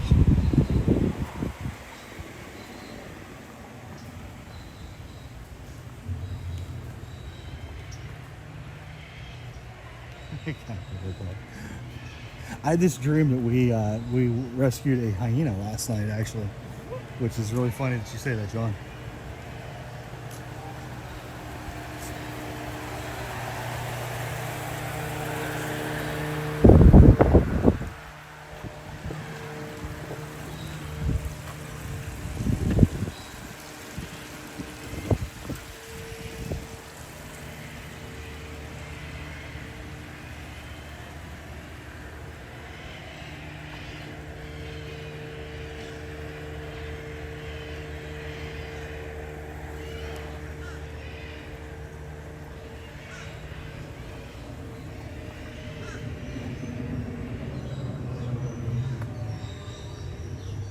I wonder what the safari line actually looks like.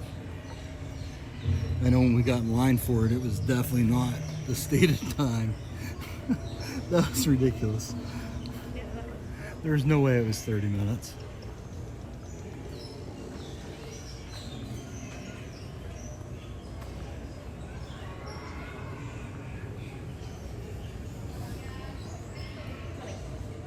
You think it's actually 20? It's probably 30 at this point. Yeah, probably.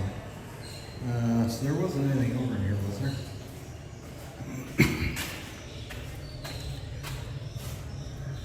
No, it looks like it's in whatever it's supposed to be. I forget, is this the Springbok that's in here? I'm not sure. This is where your sunglasses die. Sometimes that's like I babysit all day and I just make sure yeah. Hello. And I get paid to play video games and eat other things. Hey, I want that job. It's babysitting. Oh, there you go. It's babysitting. Yeah. I have parents trust me with their children. Thankfully, I love them. And then all the kids want to do is play Mario Kart with me and snacks. And I said that I will do that with you. It keeps you happy. Yeah. Hey, it's a good gig right there.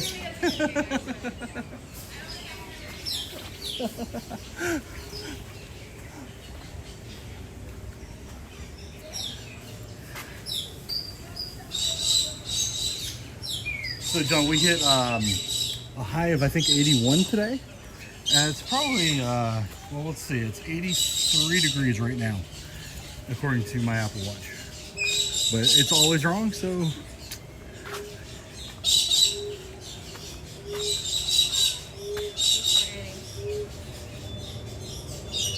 Yeah, it is. I like the little black ones falling.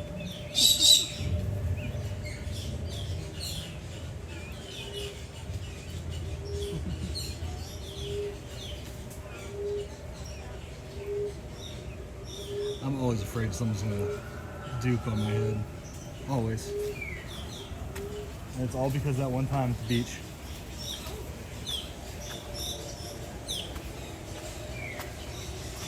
Yeah, it was very sizable.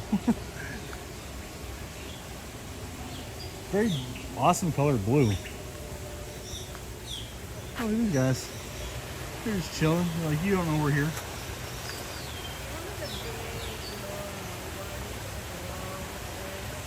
Oh, was that here or was that at, it was here?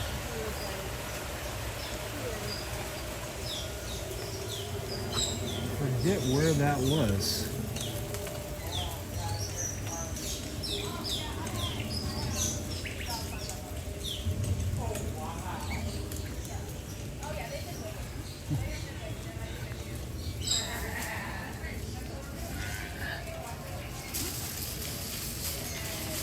we should be here for probably another 45 minutes or so. We're going to be heading over to Epcot for Moonlight Magic. So,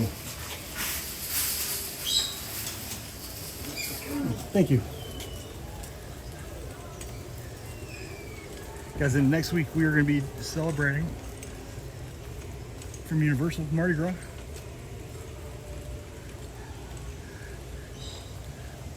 So, Mardi Gras the first week of February?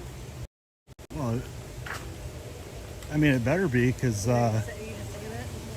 they've been sending us emails about Mardi Gras and getting on the float like every day for 2 weeks. I think it's already started. What day is Mardi Gras? It's the second Thursday of February, I think, isn't it? Yeah, before Fat Tuesday. No, it's right after Fat Tuesday. I mean, sorry, that's Fat Tuesday. Ash Wednesday. Yeah.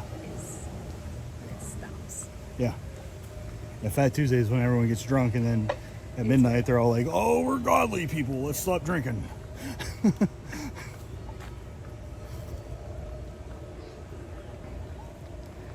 Yes, beads for all. we have so many beads at our house. We need to do something with all of this. I'm not crafty, so we've got lots of beads and lots of shells just laying around the house. Brittany gets these inspirations of being crafty, so she collects things. I collect them and then I clean them and then I put them in a jar. Brittany is the human version of that little animal from Fantastical Beasts. Where to find them? She just sees things that are shiny and she collects them. What's that thing called? The sniffler? Sniffler?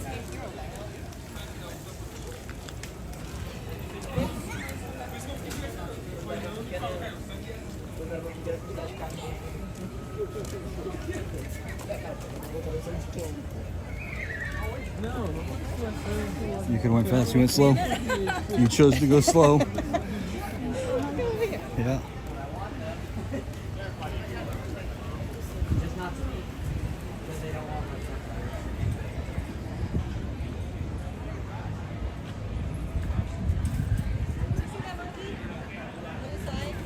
Just chilling, watching everybody.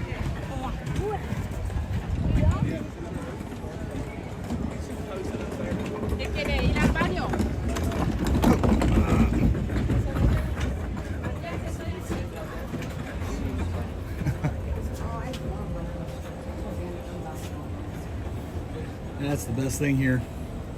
Yeah, I can get your restaurant. Oops, sorry.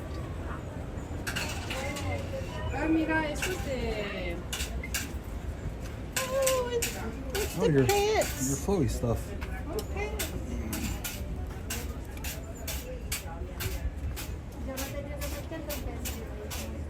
Yeah, can you? Let no sadness come to this heart.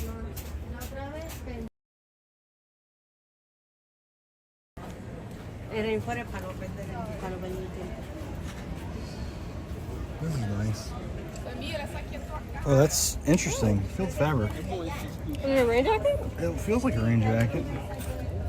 $65. Not a bad price. You figure that gets at least 10% off the annual passport discount. So it's probably right around $60.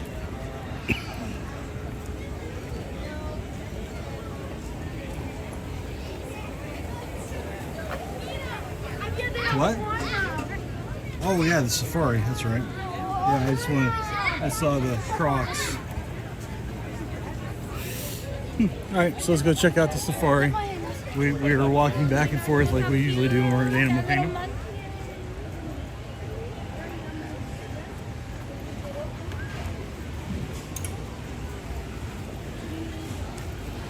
When we get in this line, I'm going to need my big blue thermos. I'm super thirsty.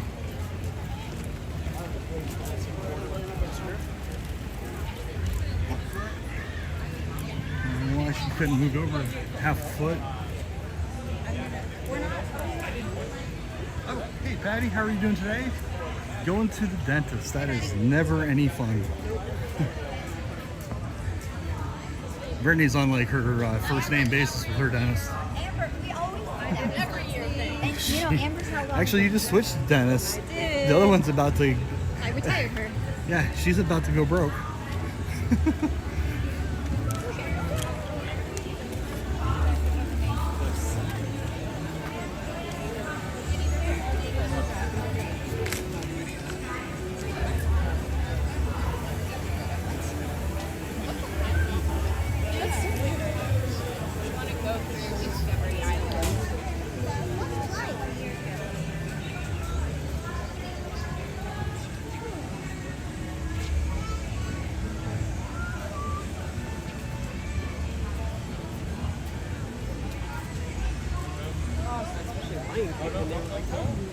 Oh, you know what? I need to rush real fast. Hold on.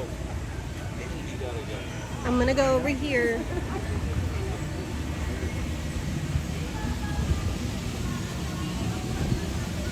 Hopefully he finds me.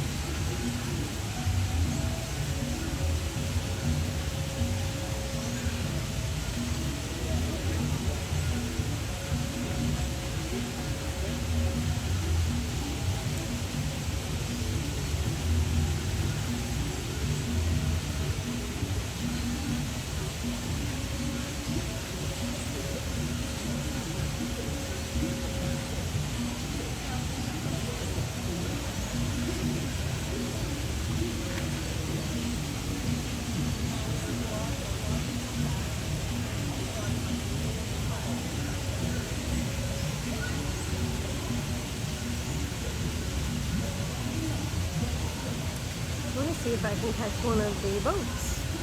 There's the characters. I hear something, but I don't know if it's a boat.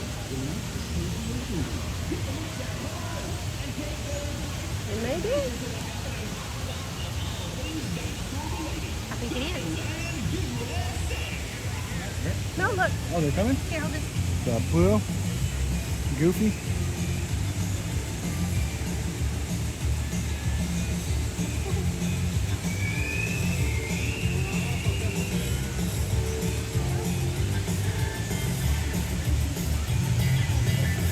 You're listening to WDNO Radio, broadcasting live to, well, everywhere.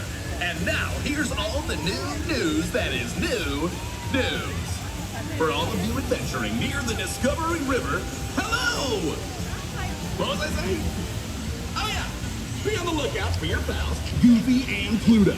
This dynamic duo is on a quest to tell all, which includes you, hello, about the fabulous fun of Donald's Dino Bash, located in the happening hotspot of all things dinosaur related. Dino Land USA.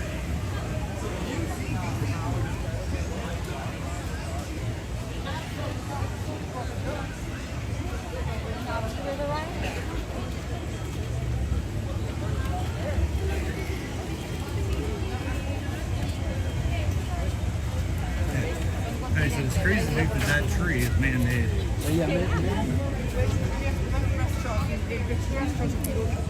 It's crazy to think that that tree has an experience, a ride underneath it. A movie theater. Yeah.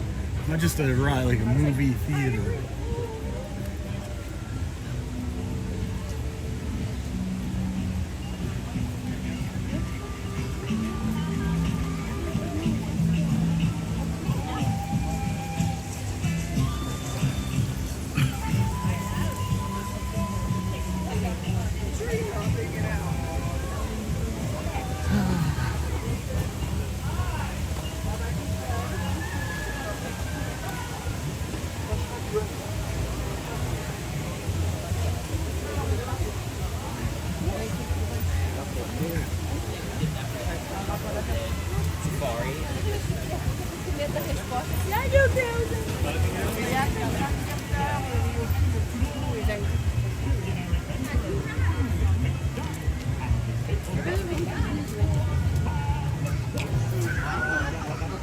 Are they just going on like a loop?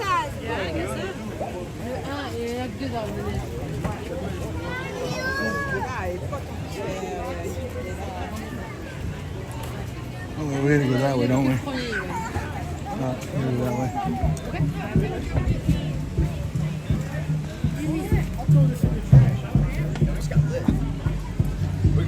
We're gonna go back.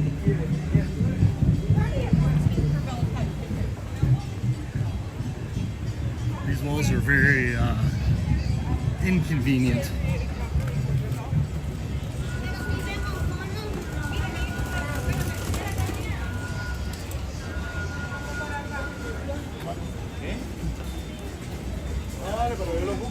Yeah, Patty, it just blows your mind when you really think about like not only how big it is, but the technology that's inside that tree is incredible.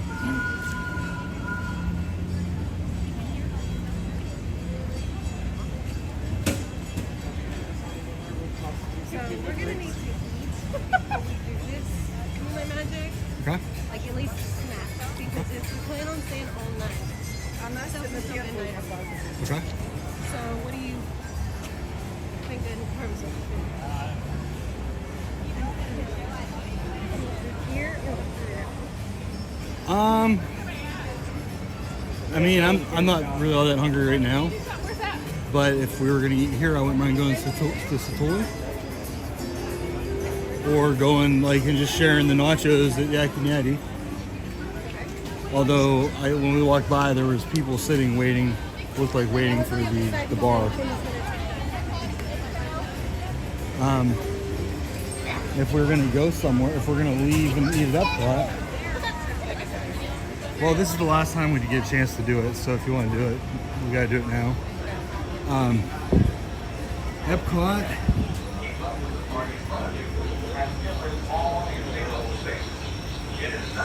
I mean, Epcot had so many options. We could do the Gnocchi poutine, which I wasn't allowed, they didn't allow me to do last time. I'm still a little bit cheeky about that. Please have this person lead your party through the line. This will help with your wait time. Once again, See if there's a bar together, available. keep up with the party in front of you, and fill in all remaining space. Thank you for joining Pilgrim John. When it comes to First choice. we go live.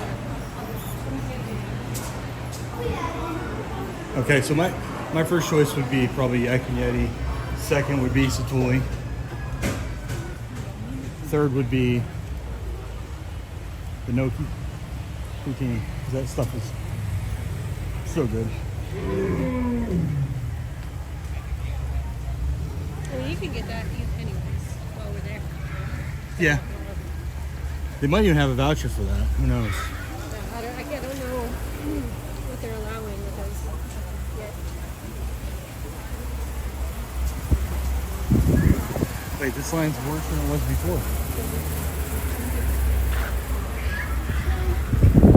A little better. Before it was zigzagging back there. It's Oh, still yeah, not- you're right. Still not great though.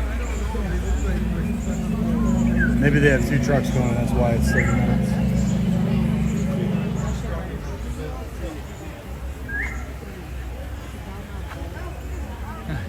They better have a maintenance store. So somebody's gonna have to practice their mountain climbing skills.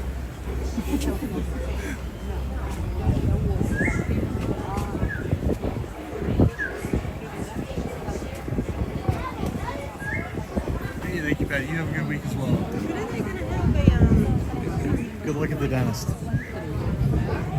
Yeah, I don't let them make you pay $1 million like they do me every single time.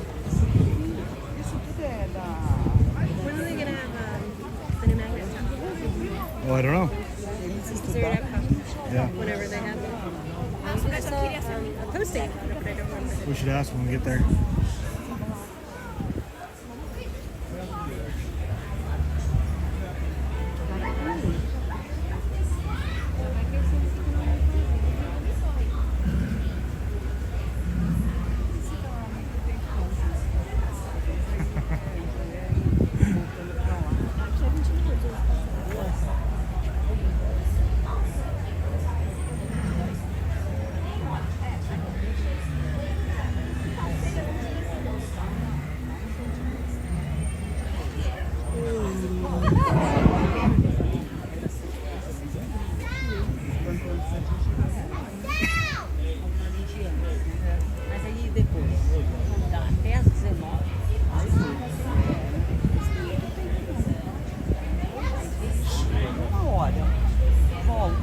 All right, guys. This line has not moved since we got into it.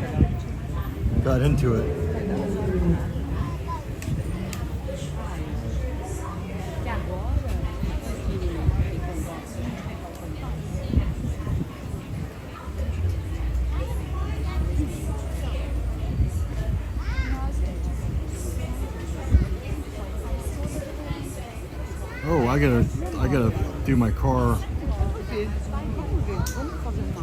I gotta register my car.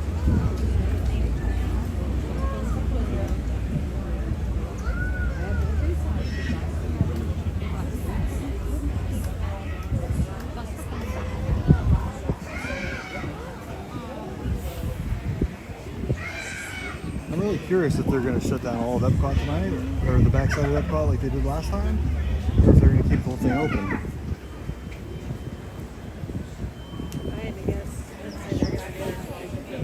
Yeah, probably cut staff, so they have to pay them.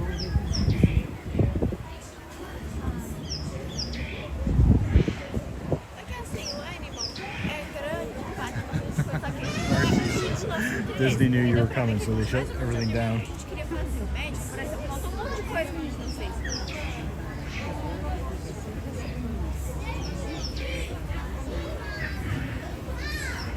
Maybe it's because the rhinos are active like they were that one time, standing in front of the road and couldn't get by them.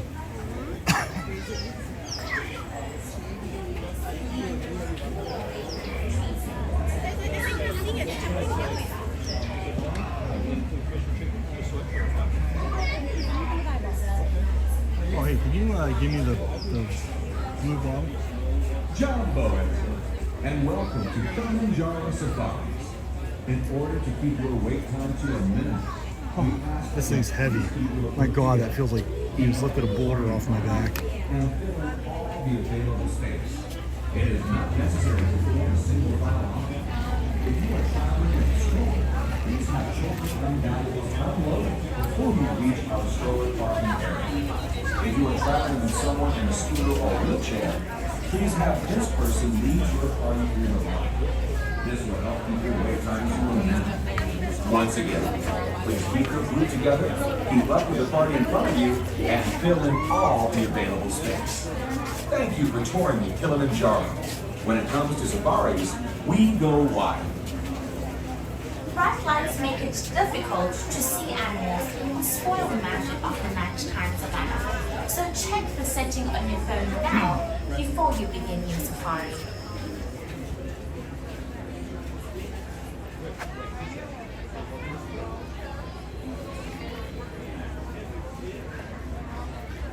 As with many theme parks in Africa, even here at Harambe, we must work to protect our precious wildlife from harm. Poachers will hunt these beautiful animals for their horns and tusks. Poaching is not the only threat they face. Human encroachment. Hey, good afternoon, Christian. How are you doing today?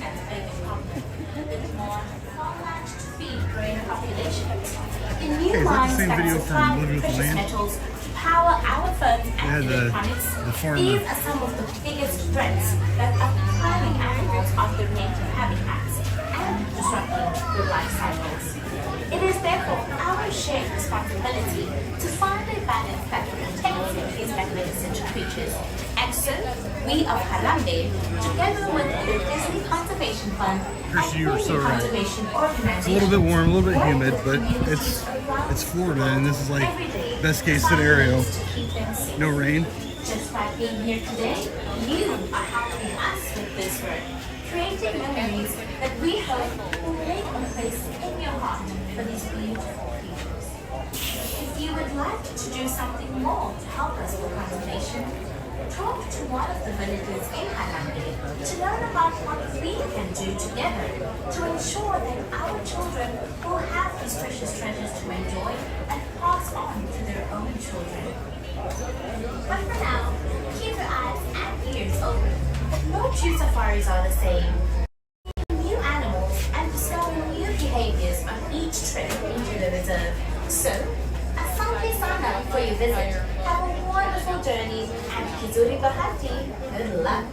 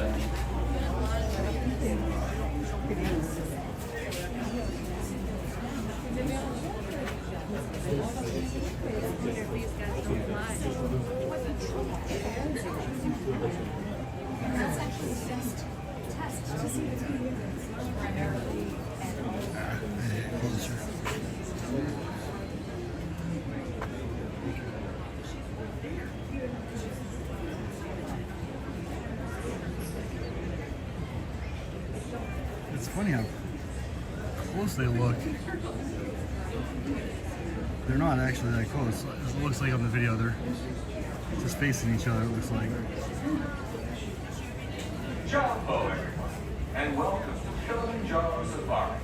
In order to keep your wait time to a minimum, we ask that you please keep your group together, keep up with the party in front of you, and fill in all the available space. It is not necessary to form a single file line.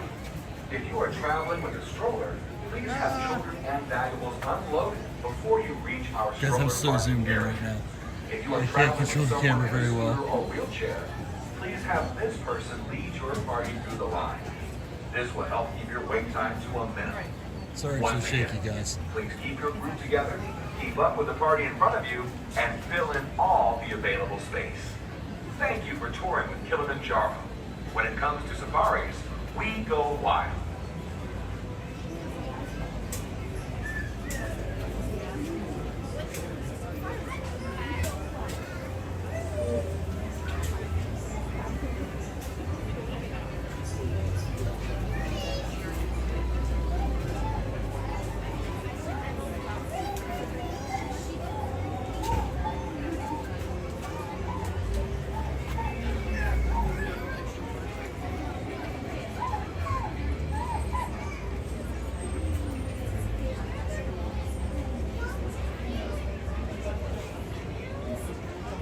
Alright, I'm gonna zoom out a little bit, guys.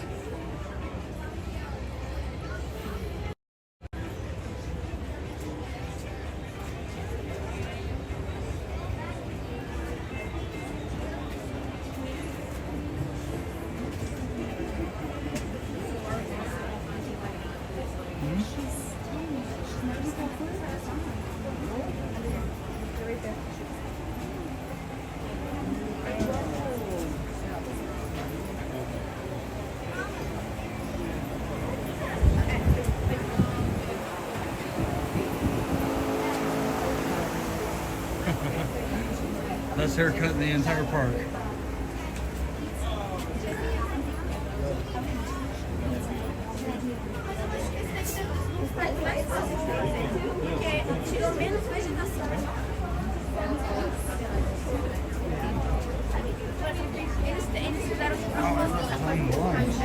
É, então, fica mais fácil de fazer.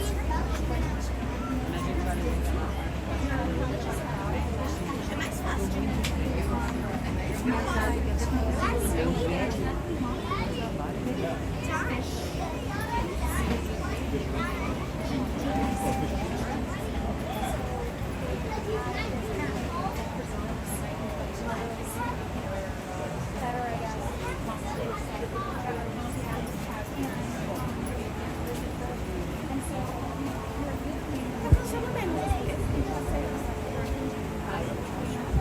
Como é que é o pé de vocês, a perna?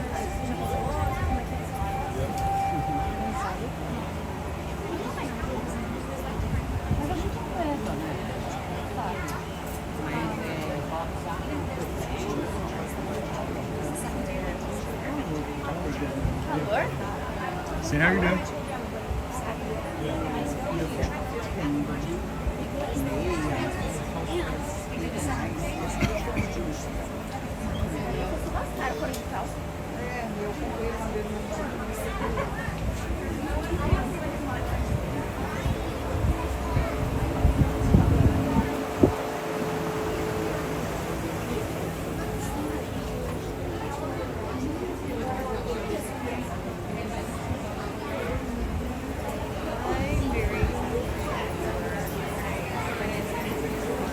What is it? June? July. Yeah, I know, right? 6 months. But I might do it every year. Yeah, every year. Every day. Every night. I'm okay with that. I'm perfectly okay with that. Maybe twice a year. If it's nice though, every time a year. We're buying more points, aren't we? No, I'm keeping barely. I know, but you're going to want to stay other months of the year, too.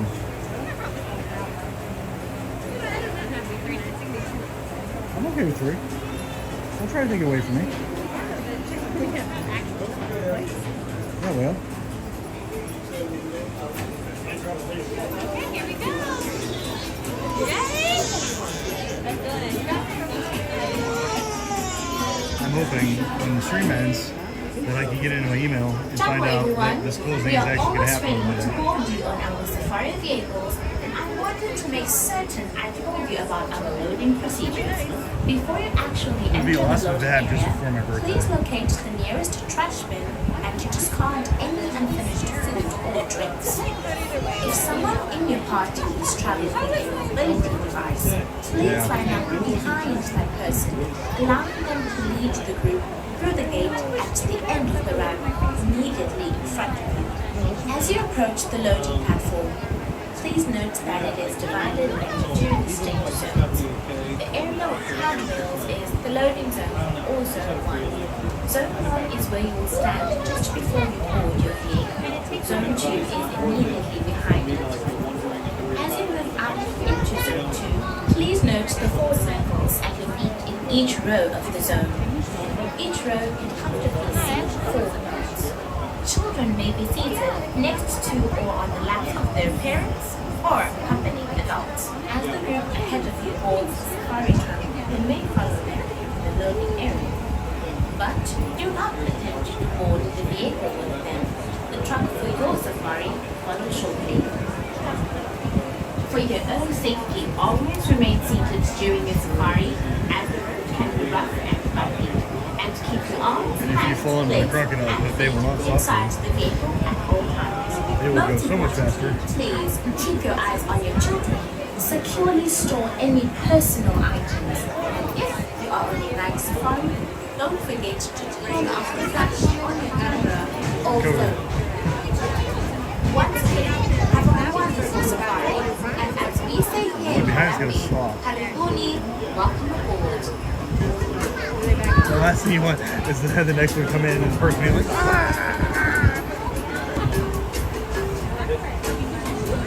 Board you on our safari vehicles, I wanted to make certain I told you about our loading procedures. Before you actually enter the loading area, please locate the nearest trash bin and discard they warn you. If someone in your party is traveling with a mobility device, They didn't shut the beach down on that one DVC at all. through the gate at the end of That's the all they ramp did. They immediately. didn't shut it down though. As you approach the loading platform, please note that it is divided into two distinct zones. The area with handles is the loading zone or zone 1. Right. Zone 1 is where you will stand just before you board your vehicle. They might go down for the rest of the day. Maybe. As you move out into zone 2, please note the 4 circles Face down right. each row of the zone. Down. Each row And it didn't even do anything. It was the neighboring. children may be seated Where? next to or on the laps of their parents. Oh yeah. So that one. As the group ahead of you boards the safari Bush truck, Garden was the exact same. Nothing happened to anyone. But that turned that one off. That one was because of maintenance. Yeah. Yeah, because we wanted to make sure that didn't happen Right. to them. Right. For your own safety, always remain seated during your safari and keep your foot and keep your arms, hands, legs, and feet inside the vehicle. Archie said they should have TVs playing cartoons on the line. They've got a million TVs. He is absolutely right. What they should have is in between when they're talking, they own National Geographic. Why don't they have that the Animal Kingdom show? Why don't they run that in like the whole time? Yeah, we do watch that every time you're on. Hey Dale, how are you doing today?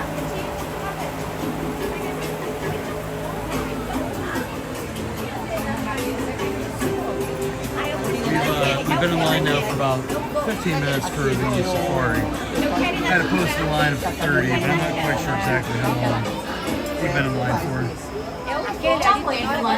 We are almost ready to board you on our safari vehicle, and I wanted to make certain I told you about our loading procedures. I'm actually kind of surprised they don't have like a Please locate the nearest Members trash Lounge bin or and AP just call Passenger Lounge, where they play that all the time. If Here. someone in your party is traveling with a mobility device, please line up behind that person, allowing them to lead the group. So every park in Florida has a AP lounge except for Disney. As you approach the loading platform, please note that it is divided into two distinct zones. The area with handrails is the loading zone, or zone 1. Zone 4 is where you will stand just before you board your gate. Or just said we've Zone been live 2 for 20 is minutes, about 20 immediately minutes. behind it. As you move out into Zone 2, please note the floor circles at your feet Yeah, we're in probably each 10 minutes row away. of the zone. Each row can comfortably Of seat course, there's 4. so many people not paying attention to Children may this. be seated next to or on the laps of their parents or accompanying adults. As the group ahead of you boards the safari truck, you may follow them into the loading area. But do not attempt to board the vehicle with them. The truck for your safari will follow shortly. For your own safety, always remain seated during your safari, as the road can be rough and bumpy, and keep your arms, hands, legs, and feet inside the vehicle at all times. Most importantly, please keep your eyes on your children. Securely store any personal items. And if you are on your night safari, don't forget to turn off the flash on your camera. I haven't seen a 7-day forecast yet. I haven't looked. Once again, have a wonderful safari. And as we say here in Harambe, Karibuni, welcome. Want to just go this way? Well, where's next Thursday? Well, let me catch your phone or look. Since I'm not doing anything. This is my hands.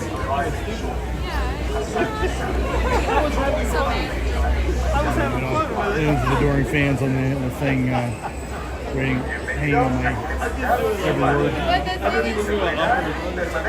Oh, okay, so Thursday, high of 69, low of 50. It says 7% chance.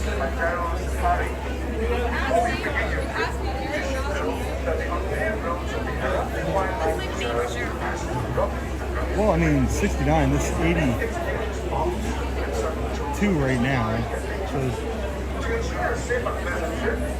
So it'd be 13 degrees cooler.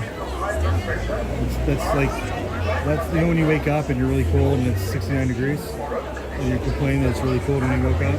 That's what it's going to be next week.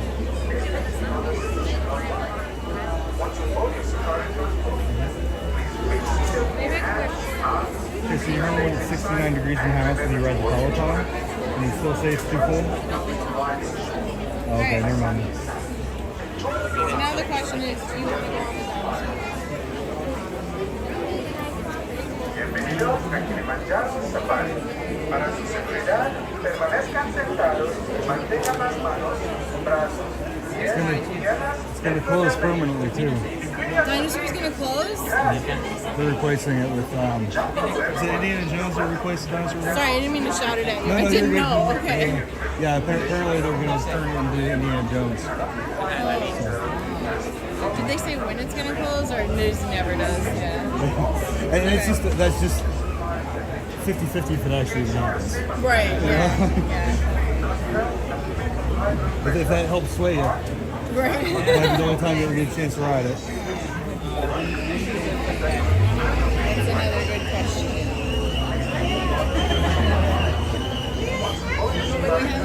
I can't believe we have to.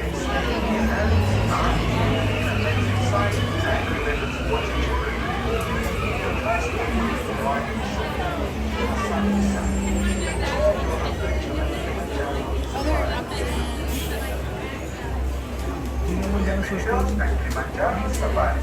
Para su seguridad, permanezcan sentados, mantengan las manos, brazos, pies, piernas dentro del vehículo. Y cuiden sus niños. Gracias. Hello, everyone. Welcome to Kilimanjaro Safari.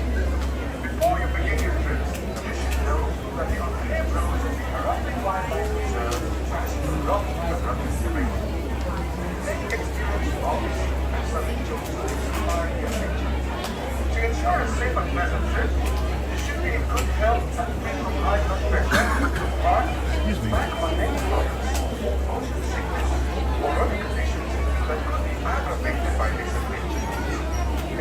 mothers and children alike. Once aboard your safari transport, please remain seated with your hands, arms, feet and legs inside, and remember to watch your children. We might be on the next truck. No, we're after that.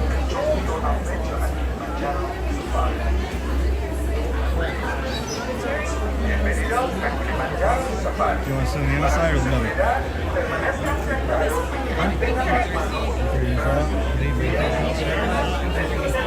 You're not really concerned that they can do it.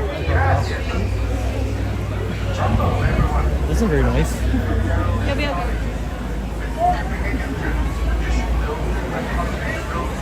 I can't remember that.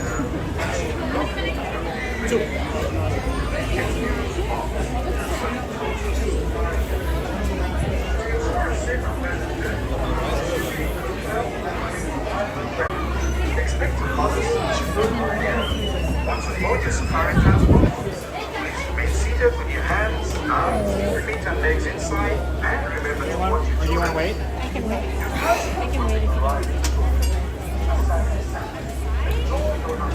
Put your hands on your legs on the right side. The doors are sliding. As soon as we are moving again, we shall work quickly to get you out of your safari.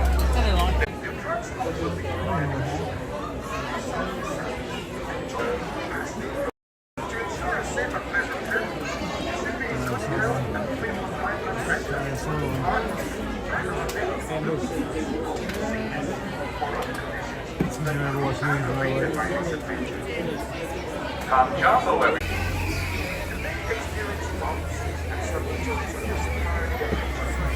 To ensure a safe and pleasant trip, you should be in good health and free from high blood pressure, heart, and hypertension problems. Other conditions that could be aggravated by this adventure. Expected mothers should not ride. Once aboard your safari transport, please remain seated with your hands, arms, feet and legs inside, and remember to watch your children. Your transport will be arriving shortly. Aside the sun,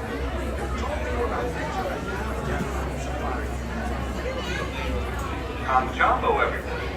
Unfortunately, your trip has been delayed. Currently, animals are blocking the path of our safari vehicles. We apologize for the inconvenience and thank you for your patience. As soon as we are moving again, we shall work quickly to get you out on your safari. Thank you again for touring with Kilimanjaro. When it comes to safaris, we go wild.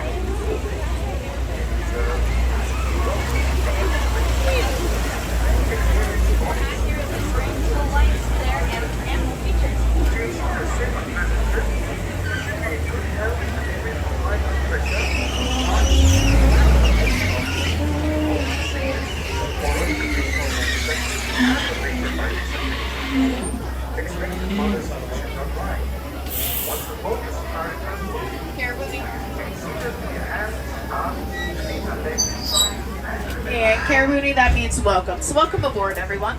Please slide all the way across your seats, and then if your whole party doesn't fit, you're just going to be on that truck coming in behind me. Everyone on that right-hand side, please watch your hands, arms, feet, and legs. Doors will be sliding shut.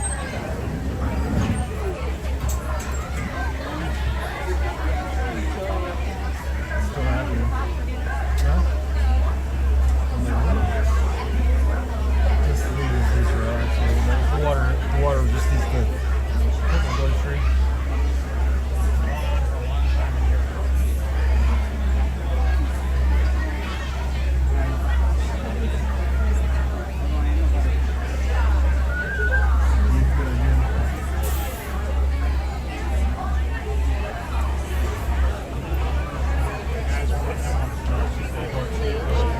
Asante, Sana, Warden, and like we like to say here in Harambe, Twende, which means, let's go. Jumbo, everyone, Jumbo. My name is Safari Guide Liz, and I'll be your safari tour guide here today at the Harambe Wildlife Reserve. I just do please ask that we remain seated at all times during our journey, and to keep all hands, arms, feet, legs, and loose articles inside the vehicle at all times. This is also just a friendly reminder. We're entering into these animals' homes, so we gotta be respectful of that. Make sure not to call out to, kiss at, whistle at, or make any loud or sudden animal noises towards these beautiful creatures while we drive past. But that being said, these are beautiful creatures. So feel free to take as many pictures as you'd like once we head out into the reserve. But I would set your phone or camera to action, sports mode, because we're going to be moving, so will the animals. I'll try to stop as much as I can, but for now, let's go. We're going to start this 2-week-long journey here in the Little Etruria Forest. Right. Animals here, they're going to be using camouflage in order to hide from their predators, which can often look like white stripes on their back or even their hind legs. Like there on the right, that's an okapi. They might look like they're related to zebras because of all those white stripes on their legs, but because okapis also have incredibly long tongues, long enough they could even lick their own eyeballs if they wanted to, we know that okapis are actually related to giraffes. Male okapis also have 2 ossicones, or horn-like structures on the top of their head, just like when you picture a giraffe. And these male okapis, they're going to be slightly smaller than their female counterparts, weighing between 400 and 500 pounds, whereas the females are somewhere between 700 and 800 pounds. Coming up here on the left-hand side on top of that hill is a black rhino. Black rhinos are the smallest species of rhino that live here on the reserve, weighing in at about 3,000 pounds. Black rhinos are also what I like to call single riders, solo artists, parties of one. They prefer to live off on their own like this instead of in large groups, which we would call crashes.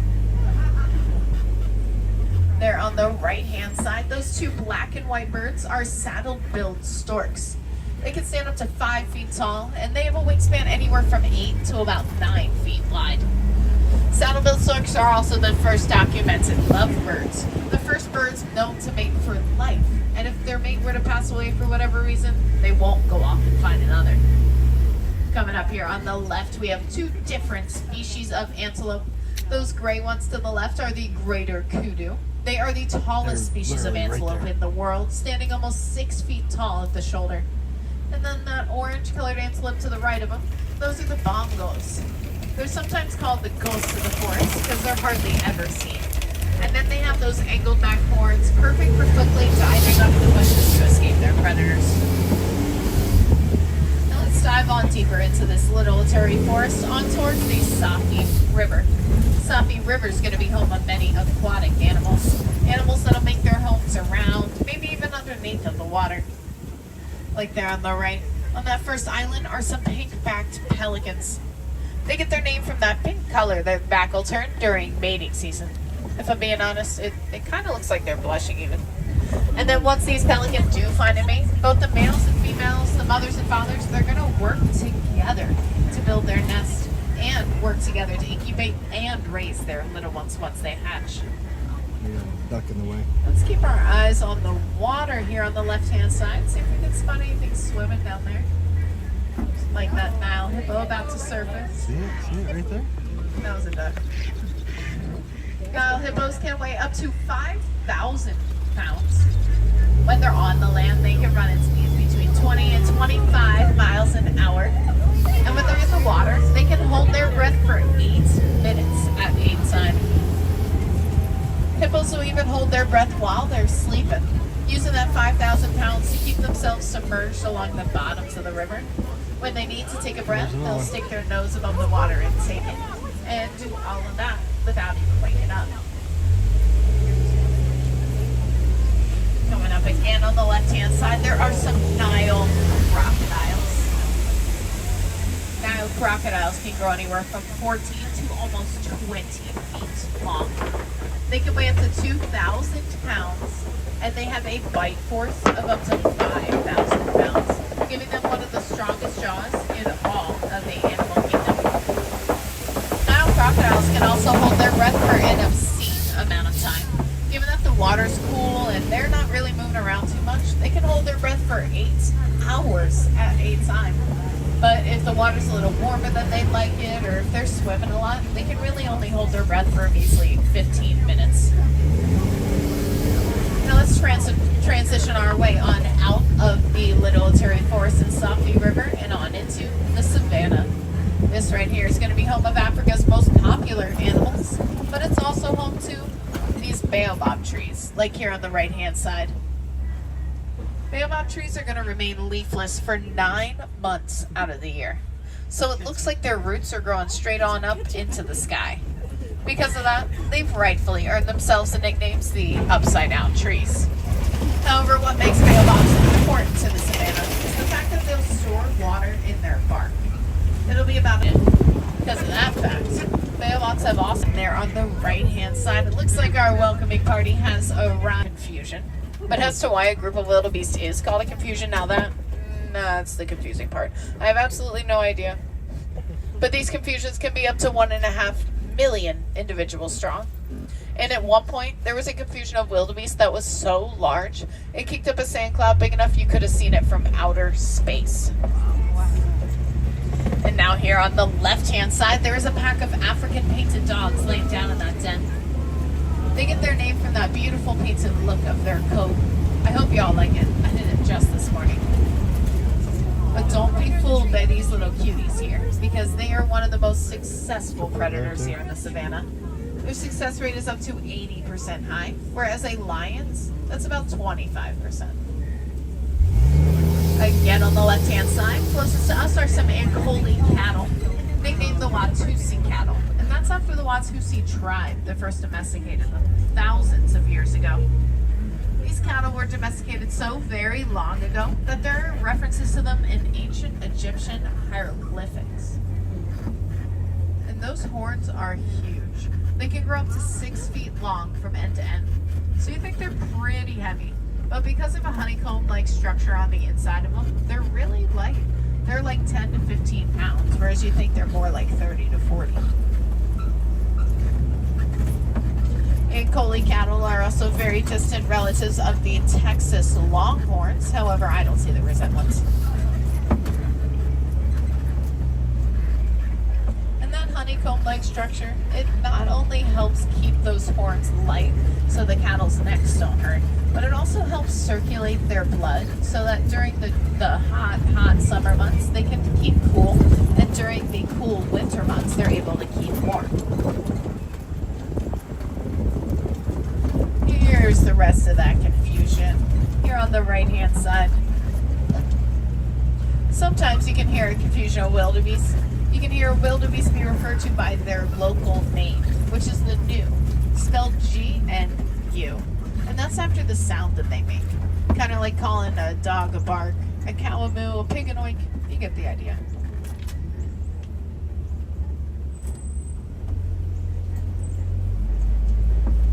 Wildebeest are also a migratory species, so they will migrate anywhere from 500 to 1,000 miles in order to follow the rains, food sources, or water sources.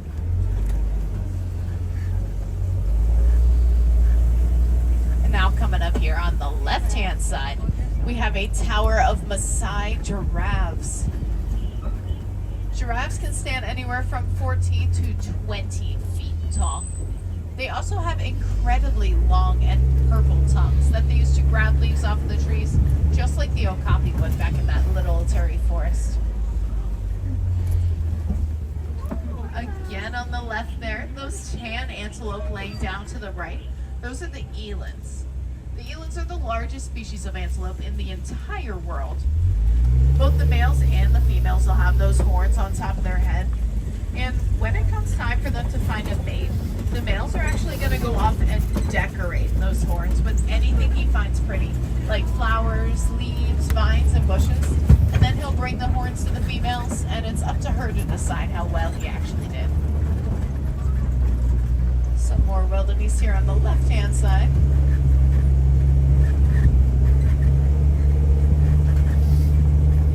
Also coming up on the left-hand side, however, is an African elephant.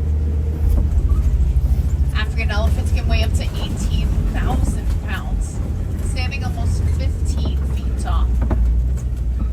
I can tell this is an African elephant here on the left because of their ears. Their ears, they're roughly the shape of the continent of Africa. It's pretty easy to remember that way, honestly.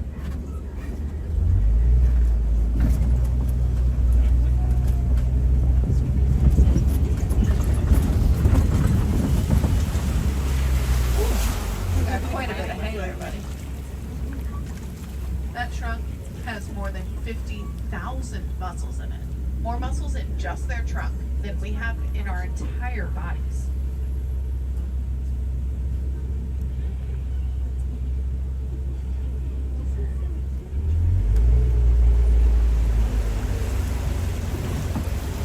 Again, here on the left-hand side, we also have a flamboyance of greater flamingos. These are the largest of any and all flamingo species, but they're also the lightest pink.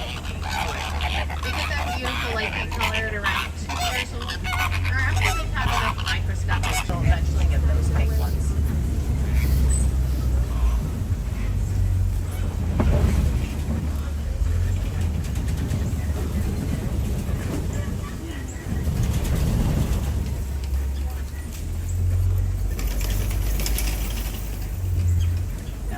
Cross on over into this area of the savannah, a lot of these animals too. Like there on the left, there's a pool of mud called a mud wallow in the center. That's a good sign there might be some rhinos in the area. Rhinos will roll around in the mud in order to coat and protect their very sensitive skin. Keeps them from getting any damages or burns from the sun. Also cools them off if they're feeling a little toasty.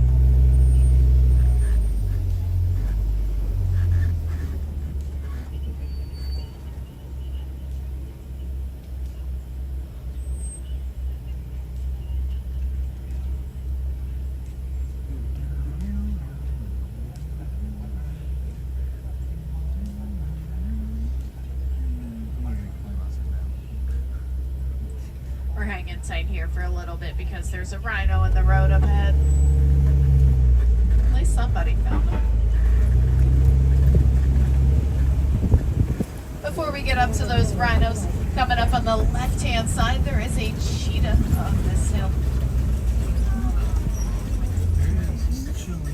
Cheetahs can run at speeds up to 70 miles an hour, making them the fastest animal that walks here on 4 legs.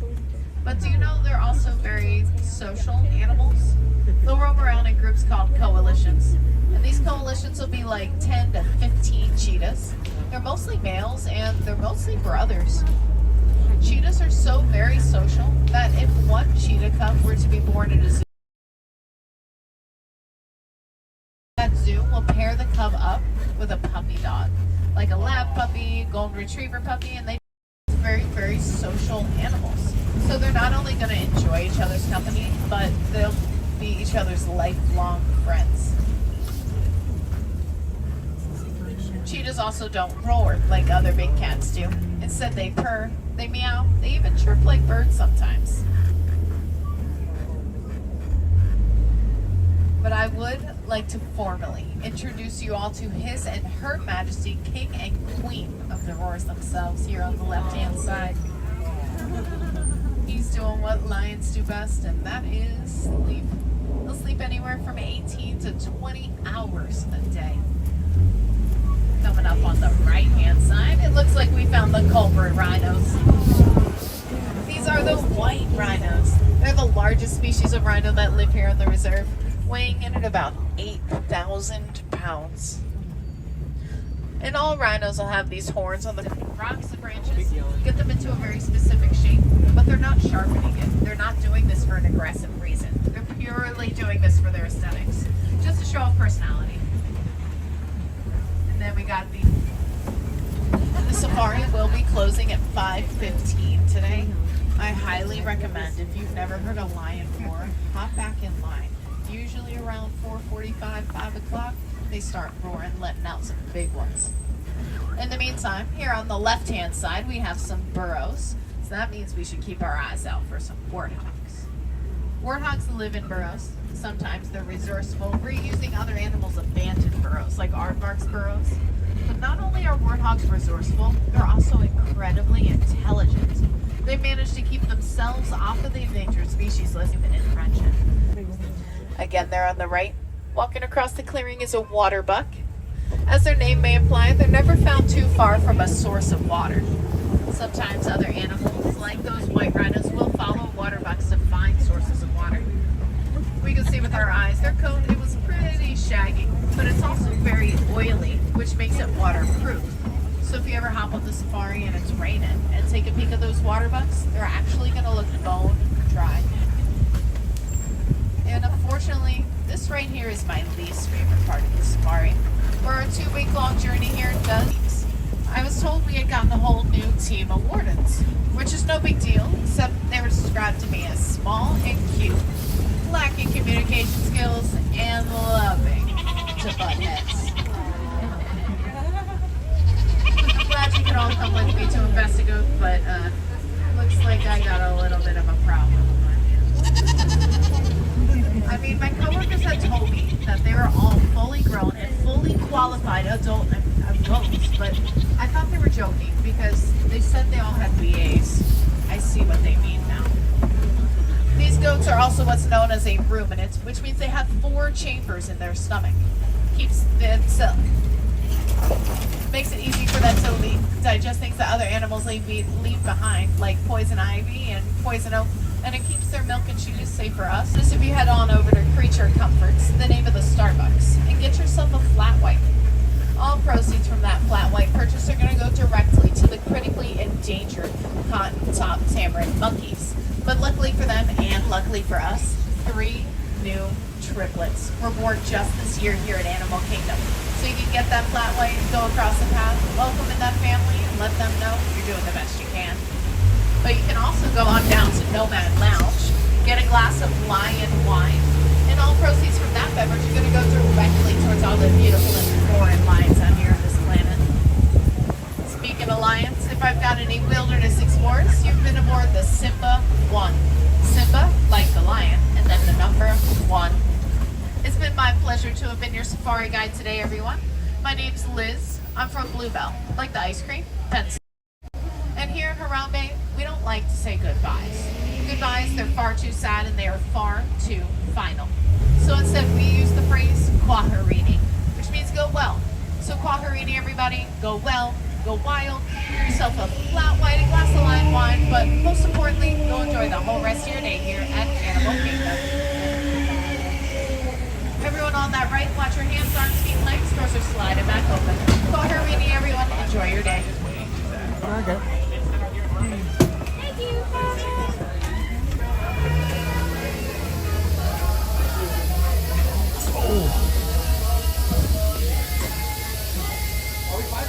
Can you help me put this around my arm?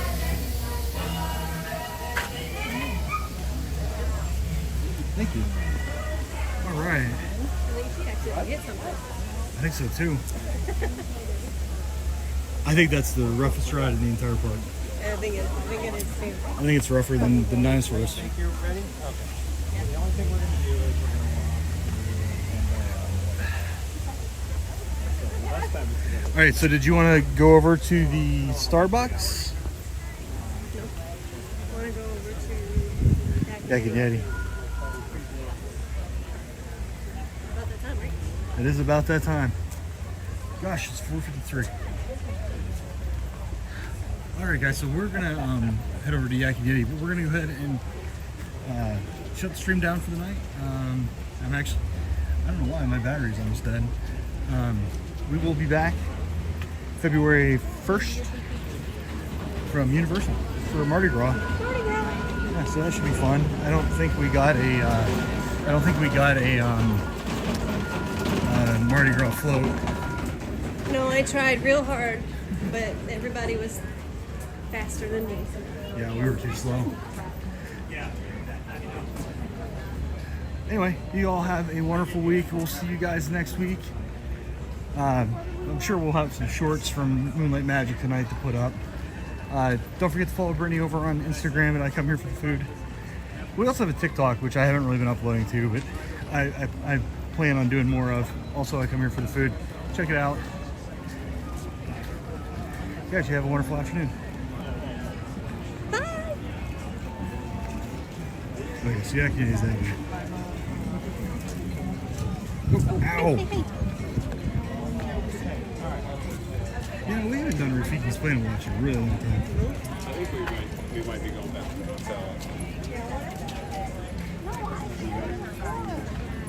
It's nice, especially in the evening. Something like that.